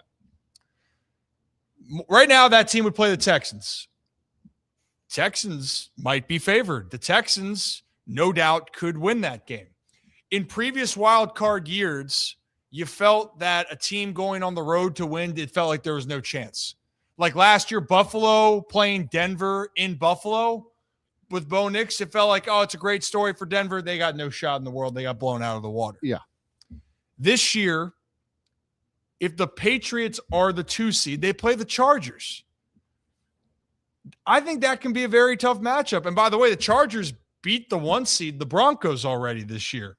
The Broncos, every game they played has essentially been close. The Patriots were down 11 to the Baltimore Ravens just 2 weeks ago. The Patriots blew a 21-point lead at home to the Buffalo Bills. Now, the Jags are humming, right? But the Jags just survived a win in Indianapolis, and I love me some Phillip Rivers. But the Colts were cold. They're not, like, Daniel Jones went down, this team sunk. People could argue they were sinking beforehand, but they walk away limping with the victory, 23-17. So when you look at all of these road teams, Buffalo could go beat Jacksonville if Josh Allen and that run game gets going. Or if the Chargers are the 6th seed. Fellas, I just, if you had told me, if you pick your favorite here, I would say I would believe you. So maybe we'll start with that. Brad, I know who your favorite's going to be, but make your case. Like, who is the favorite here? Yeah, I mean, I think for me, and I've said it, I think I said it last week, that I thought the Jaguars were going to be the team to beat in the playoffs, and I still stand by that. Despite the win, they still found a way. And the Jaguars have done a lot of getting in their own way, much like, Ravens fans know what that's like this season. And even though it was a close game, maybe closer than people thought, they at least found a way to win, and that's something that we actually hadn't seen from the Jaguars in the first half of the season. They're really turning it on. They are 12-4. Trevor Lawrence is playing out of his absolute mind, and even in that game yesterday, he played incredible. So, Trevor Lawrence, lots of questions surrounding him all the way up until the last 8 games of this season, and he's looking really good. The defense looks great for the Jags too. I just think that they're the most. You want to talk about the most balanced teams? Usually end up going pretty deep in the playoffs, and I think out of all the AFC teams right now, they are the most balanced team out there. You know what? I can't argue with the fact that the Jags have been battle tested. They did go to Denver and win by 2 scores. They did beat the 49ers earlier in the season in San Francisco. They did lose to the Bengals when Joe Burrow went down early on. They did lose to the Seahawks, who are the number 1 seed at the moment. Annihilated by the Rams over in across the pond. Always put an asterisk on those games. And they annihilated the Chargers 35-6 at home.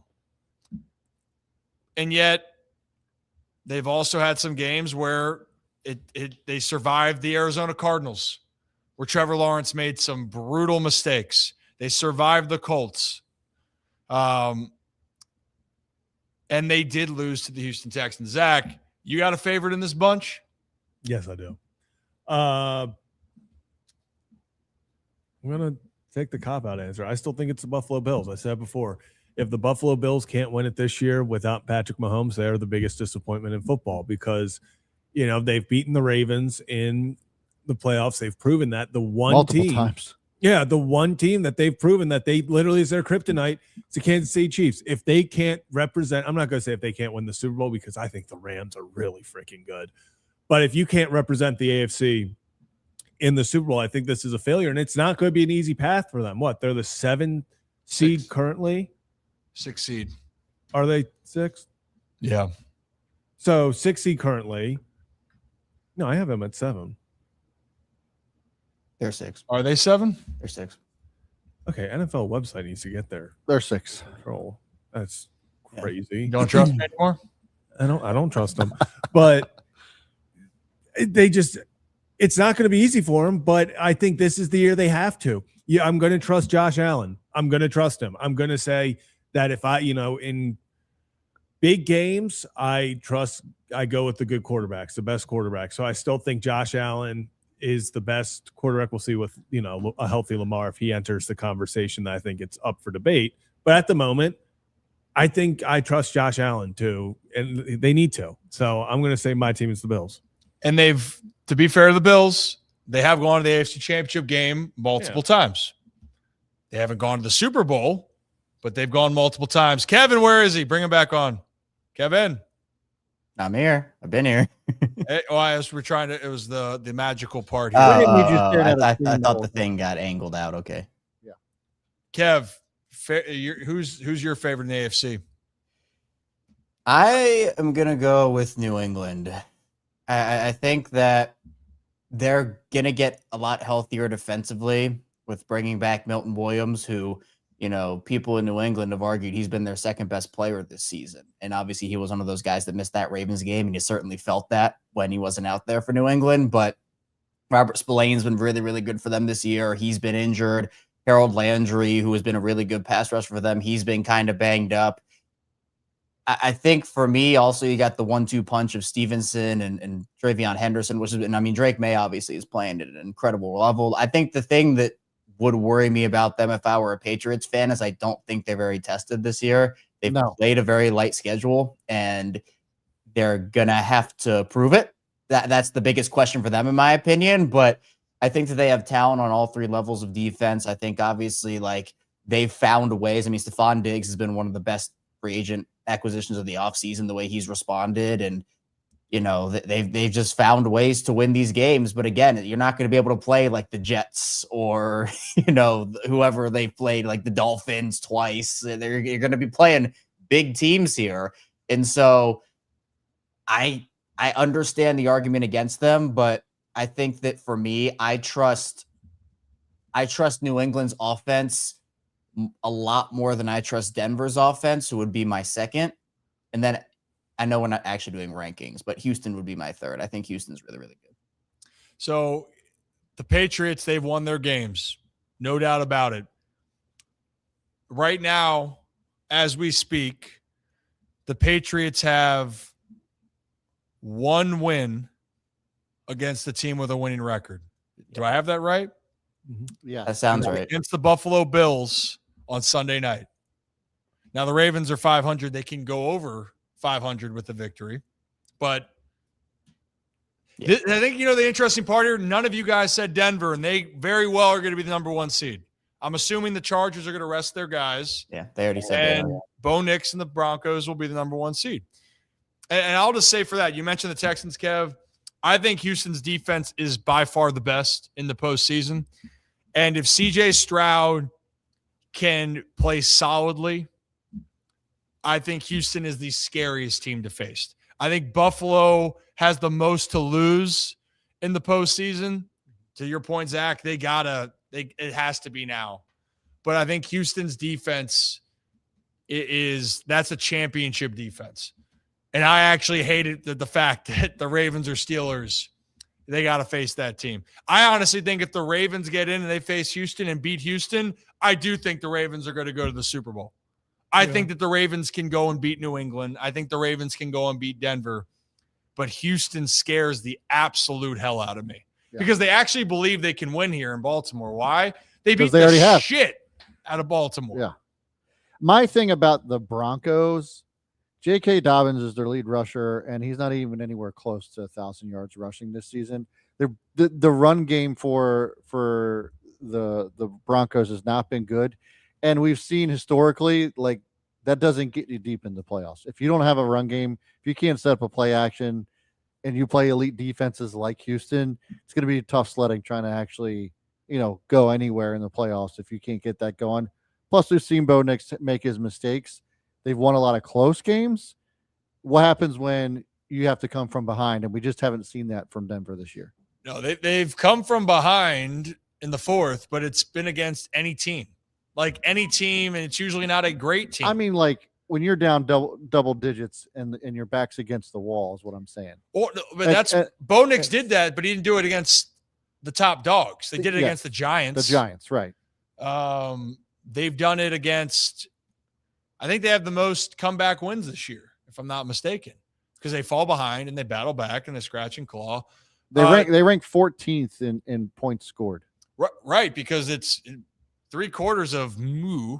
Yeah. And then 1/4 of like, oh wow, this is what it could be. 20th in rushing yards in the league. J.K. Dobbins, if he didn't get hurt, I think J.K. would have gotten to 1,000, but without him, that run game is not the same.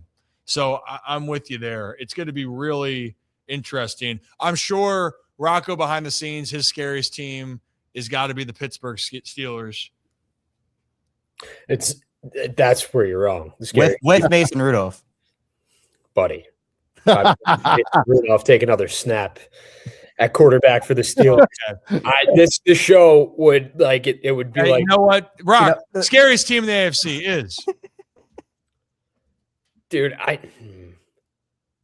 want to say the Jags. Yeah, I want to say the Jags because they have a head coach that believes. They have a quarterback that is playing out of his mind right now, that had his ups and downs, that was this highly touted prospect. We were hearing Andrew Luck comparisons to Trevor Lawrence when he was coming into the league. Like, this dude is going to be a stud. He's one of the smartest quarterbacks. And it's been a roller coaster ride. It's almost been like the Trevor Lawrence experience. But for now, watching the Liam Cohen videos in the locker room after the games, you see the NFL post them. They have the energy. He's a player's coach. He's talking his talk to Robert Saleh after they played the Niners this year, in his face. They don't. I don't feel like this is a team that's backing down from anybody. And anything can happen in the playoffs. Of course, we know that. But to me, I wouldn't want to face the Jags right now. And watch, they're going to lose in the first, whoever they play. It's just going to beat the brakes off of them, and we're going to come back and clip this. But it's clipped. Yeah, exactly. But to me, that is a team that's playing with juice. It's a team that's playing with fire. They believe. And everyone knocked Nick Sirianni when he did the whole like weirdo press conference in Philadelphia. Like he was the weird guy. They're like, this guy can't talk. He's fumbling over his words. Like what did Philly get themselves into?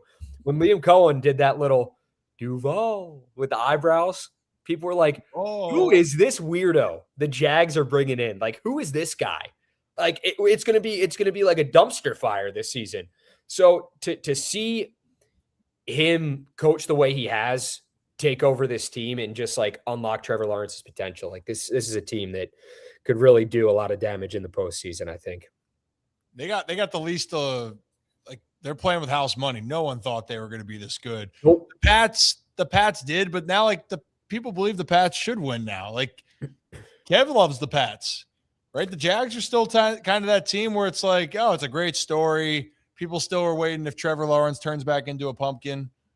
Like they're excited. If you start him in fantasy, you're like, dude, I just won my league because Trevor Lawrence has like 15 touchdowns in 3 weeks.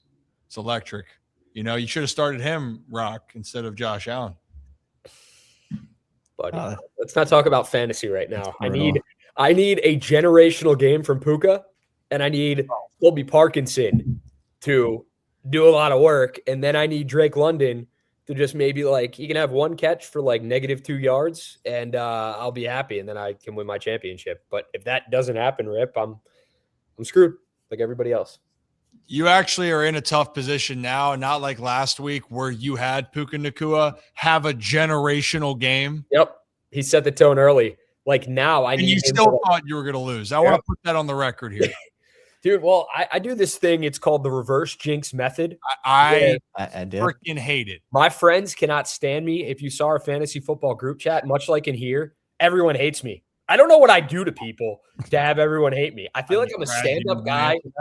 I'm nice to everybody. Kevin, your hair looks great. Wired headphones look fantastic.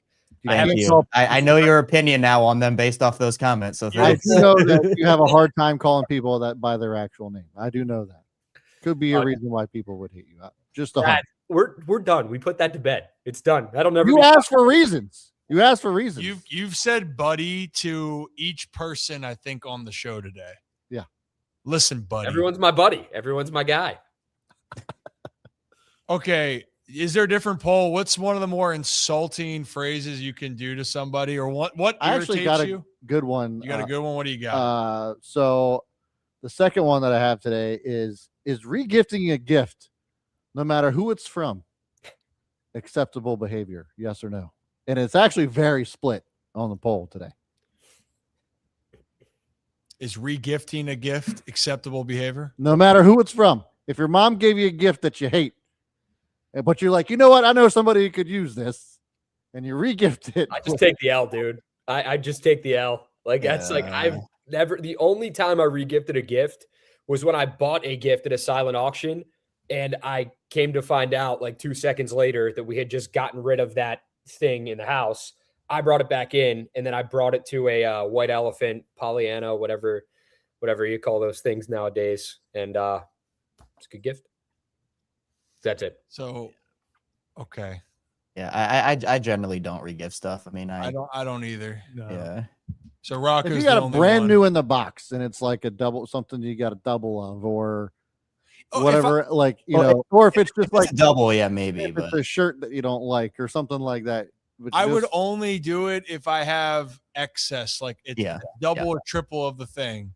But like I would not. It's like an air fryer and I already got an air fryer, like then it's one thing. But like that's like hopefully there's a return receipt on that or something. Yeah, when are you getting a Kevin's air like, fryer? give me some cash.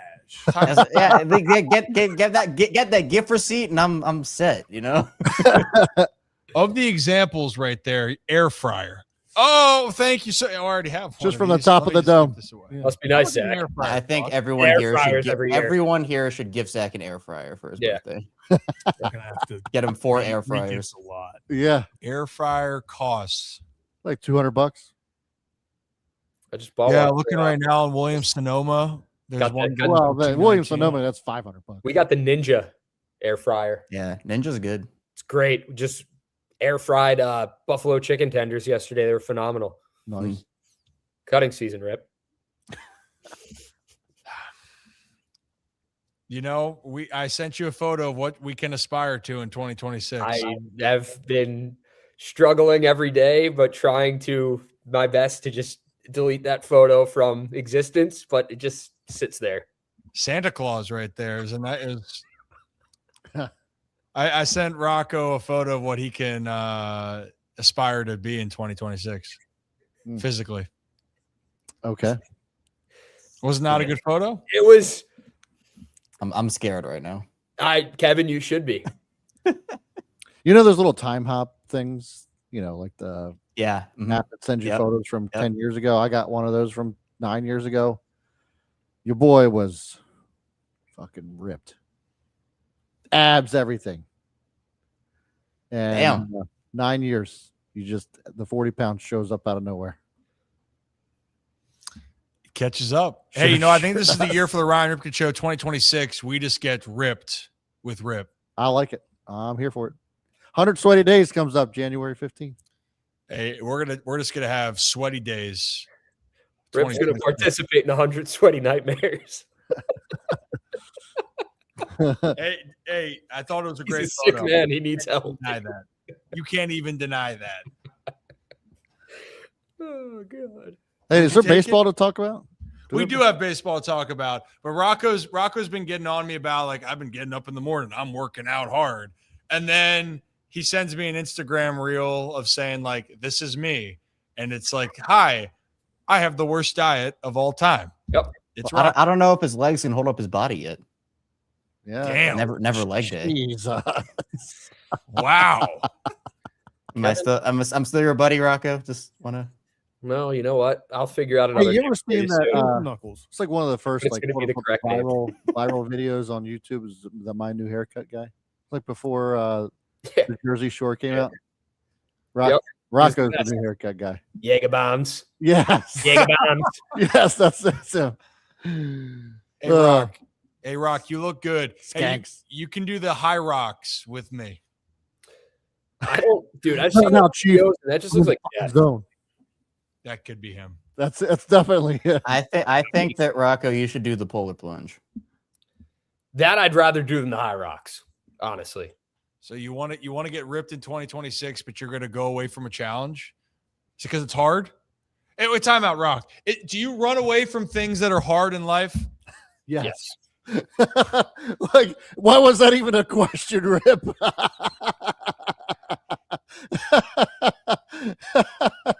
You know exactly what he was going to say. I appreciate the honesty, though. I mean, yeah. Oh, God. Unbelievable. When it gets hard and it gets rough, too damn bad. Ever seen Holes there, Rock? Yes, I've seen Holes. You should ask Kevin or Zach if they've seen Holes. I have. You know what comes before that? I'm tired of this. I know. Good job, Kevin.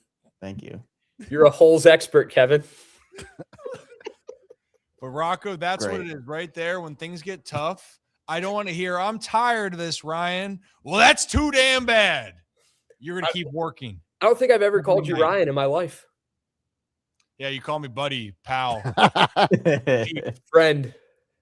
No, he's never said friend. No.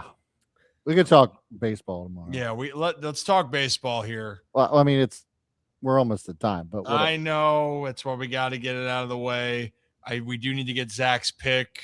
When it's great having the full house. Gets a little out of control here.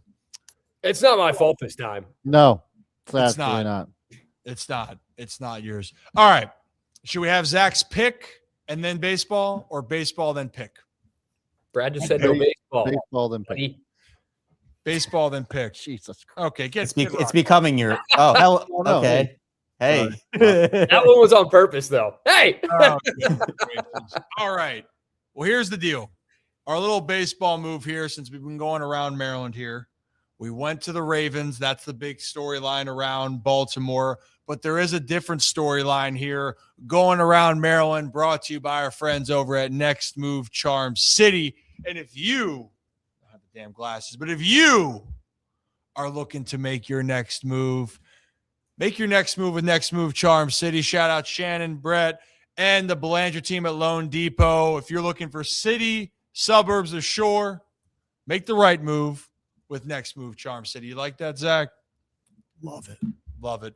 Well, I know a lot of Orioles fans would love another move. Zach Eflin just signed with the Birds. I think it's a great move to come back. The upside, the amount of money, it makes sense. And in baseball, you need pitching depth and more pitching depth. You saw it last year. You need it. But now everyone's wondering when the next move is going to be. And actually, when's the next big move going to be? Not just with the Orioles. Look around Major League Baseball. There's still a lot of great pitchers on the market. But you wonder, are they all waiting for one specific player to make his choice? Well, I think we'll have to know by Friday, or he's not going to be pitching in the major leagues, and that's Jaime. Yeah. The post date, correct me if I'm wrong here, Zach. It's January 2nd is the deadline. Yes, at 5 p.m. Friday at 5 p.m. And who is Jaime for the people who don't know? So Jaime is the top Japanese pitcher that's on the market. 27 years old, 1.92 ERA over 163 and 2/3 this season in the NPB.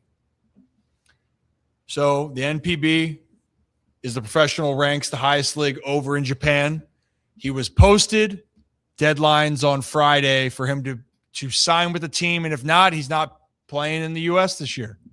But some value him as one of the top options. But you just mentioned being 27 years old, having a dominant run there over in Japan. What is his value going to be? And you're wondering here, or at least I'm wondering, because the market got reset with Dylan Cease, getting 7 years. Then Michael King signs this 3-year deal.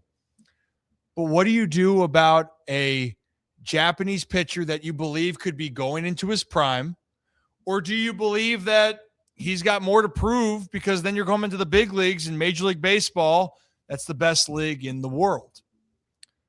But something's got to give here, Brad, because the New York Yankees haven't made any big moves. I know.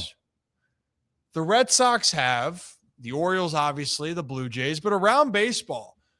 And the Yankees, Zach, correct me if I'm wrong, they were linked to Jaime, but right now, does that seem like it's becoming less and less of an opportunity? Yeah, so for a while we kind of heard like that they were an obvious suitor for Jaime, and then I believe it was Jack Curry for, I believe, Yes Network put out last Friday, I believe, that he doesn't believe that there's really much of a connection between the Yankees and Jaime, which is rather disappointing if you're a Yankee fan. I feel like that was a guy that they kind of felt like he's the guy to go get to add to this rotation.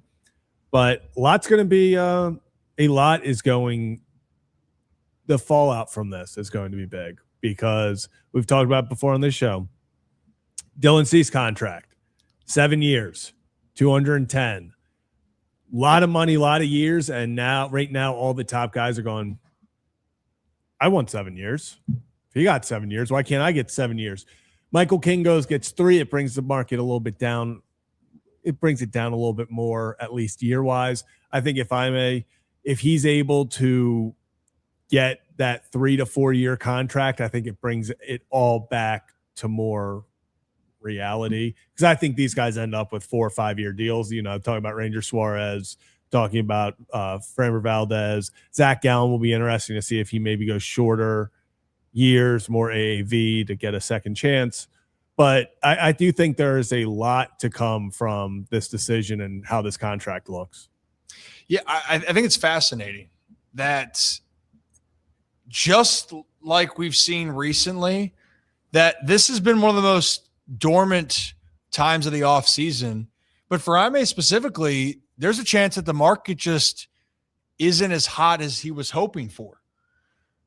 I mean, look, guys, if you're a MLB team and you're so adamant about what he can be, we've seen it in the past. They're going to offer the money. You know who they did that to?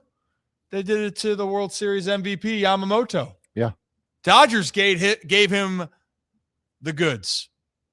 But there's hesitancy with Jaime. So I think there's going to have to be some creativity. And I don't think teams want to commit to a 5, 6, 7 year deal. I think a 3 to 4 year deal. And I wouldn't be surprised if we see maybe an opt-out in that if they can't get to a number. But I'm having a hard time seeing him get more than 25, 30 million. And I'm hearing what you're saying, Zach, about the Yankees. I still think that's not off the table. I don't either. I think the Giants wouldn't be off the table in the National League. And I'm never going to sleep on the Padres. AJ Preller is just scheming. Always. I know they're saying we're unloading money. That's still going to be on the table for me. But I don't see it in Baltimore. I think with Zach Eflin coming back, that's off the table. But I don't think it's off the table that the Orioles go for one of the other big names. I still think that Ranger Suarez can be a Baltimore Oriole. And I'll tell you what, guys, I'm not going to sleep now on Zach Gallen possibly being in the mix. But I do think Ranger Suarez is still there. But I think they're all waiting for Jaime to make this choice. And we'll find out here on Friday. And I also – what? It's at 5 p.m. 5 p.m. Set the dials. That's going to be – I'm intrigued to see when he signs, genuinely. I think it's going to be a buzzer beater. Like, it'll be Friday morning, maybe Thursday afternoon. Or maybe he goes back. That would be crazy. I would be shocked if he goes back. But I do still think the New York Yankees are not out on him. And for the Baltimore Orioles, though, I don't think that they are in on Jaime. But I do believe the Orioles are still in on one big pitcher. Don't let the Zach Eflin move deter you. The Orioles still got something up their sleeve here. But it all depends on when this Jaime deal concludes. We'll have our answer here in just a few days. And if you're new to the channel, hit that like and subscribe button. Ryan Ripken Show. Do this live right here on YouTube, Facebook, and X. And that's really the only baseball news. It's dormant right now, guys.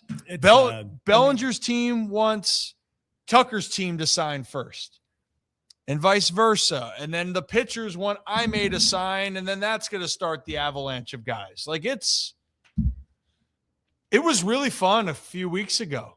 It was. Everything was coming off the board. It's not anymore. Now we're in that actual, like, God, this sucks part of baseball offseason. Yeah. But the crazy thing is, New Year's is in a few days. Spring training is 2.5 months away. World Baseball Classic is almost 3.5 months away. That's three months. That's good. I'm so excited for the Baseball Classic. Maybe we need to get the WBC rocking and rolling here. Hum now. A little table for humming up. You're a good kid. I don't care what they say about you, Zach. Shall we get to our pick, Brad? Yes. So why don't we take a quick trip up to our friends at Hollywood Casino in Charlestown Races in West Virginia. Really good. Kind of. I caught them off guard so bad. Yeah, they were sleeping back there. Is Rocco wearing a quarter zip? Is Kevin wearing a quarter zip? It looks like it. Yeah. Wait. He's and nothing else. And nothing else. Wow. All right. So gracious. Every Zach, time I'm watching the Rams play ball, I'm always like, holy shit. Nice run, Kyron. Wait, it's not Kyron. That's Blake Corum. So tonight we're going Blake Corum over 45.5 rushing yards. I think they're going to have more and more of a rotation. I really like Blake Corum. I think this is a good matchup for him against the Falcons. They pretty much switch him off every other drive at this point. So he's been one of the hot hands recently. I'm really all in on blake Corum. I think that they're going to give a pretty 50-50 split, and we're gonna go from there. So Blake Corum over 45.5 yards. Let's lock it in. Lock it in right there. And if you want to tail Zach right there, 45.5 yards. Blake Corum has gone over that number in 4 straight games. Yeah, 48, 71, 128, and 81. How about that right there? Well, and we appreciate our friends up at Hollywood Casino in Charlestown Races. We'll be there, I think, right as the March Madness is getting going, as we'll be rounding up here. Oh. We appreciate them. We've had a lot of great moments up there, a lot of laughs, a lot of love for our short friends, Kevin and Rocco. A good timing on that. So they pay me the big bucks. So they pay you the big bucks right there. We appreciate our friends at Hollywood Casino Charlestown Races in West Virginia. These kids, I mean, the lip syncing is off the charts. It's really good. It's really good. I think we got it all covered for today, guys. Am I missing anything? Thoughts? Brady Bunch, you guys got anything? No. I'm in the middle, so I can do the usher. Rocco's just muted in general, so I'd really like a Ryan Ripken show prayer circle for Puka Nacua tonight, please. How many points do you need? What is the? If there's a guy to need that kind of. Yeah, are you down by like 40? Like you need another like 45-point game? Down in the championship, 148 to 116. I'm projected 149. My opponent, who's the devil, projected 164. Whoa. What's he have? He has 148. Oh, he has Drake London. Drake London. Yes. And I have Puka and Colby Parkinson. So I need a lot of help tonight, guys. You need Kyle Pitts to have another 40-point game and Drake London get nothing. No, I need Puka Nacua to have another 40-point game. That would mean Drake London would get nothing. Yes. See, Puka and Parkinson, the killer peas. Falcons defense is not good. I like that. That was good, Rocco. That was a good one. That's a good one. I could have called them peas. Never mind. And he took it too far. Okay. And you're canceled. And you're canceled. That's right. Ollie. Moment over. Ollie's not happy about it. Um, Come here, buddy. All right. Brad, final thoughts? Oh, regifting's okay. I think within reason, yeah. I think it is. And New Year's Eve is overrated. That I agree with right now. There's nothing that I want to do less than stay up till midnight this year and celebrate the ball dropping. I want to be in bed by 10, maybe 10:30. I like how you guys say this one. None of you are in bed by midnight. I have no desire. I'm not saying anything. To be fair, Kevin didn't say anything. Yeah, I'm not saying anything. Rocco's not only telling us one thing, he's showing us something. Yeah. Like, listen, the last thing I want to do is go to New York City and wear a diaper because you have to sit in line. And have you heard that? You heard that? Oh, I mean, the thing is, most people aren't going to New York City. Just going to a bar. Well, I'm just saying, like that's Wait, like are you going to New York City in general. Like when you're talking about it, like Day. when I was a kid, I always wanted to go to New York City for New Year's Eve. Now I have no desire. Used to want to go to the bar all the time and pay like the outrageous cover. Now I don't care. I'm a loser in a quarter zip. Here we are. I'll be in bed by 9. and nothing else. Yep. Just no bottoms either. Yeah, little do you guys don't know. stand up. I don't know. Do not stand up. Donald Duck in a quarter zip. Winnie the Pooh, baby. Can you imagine right now Rocco's talking to us and imagine there's another camera on him zooming out and it's just you guys dare me to go turn the lights off back there? What? Turn the lights off. No. Oh. Yeah, go to the fridge. Get a beer. Oh, goodness gracious. All right, cue the music. Cue it.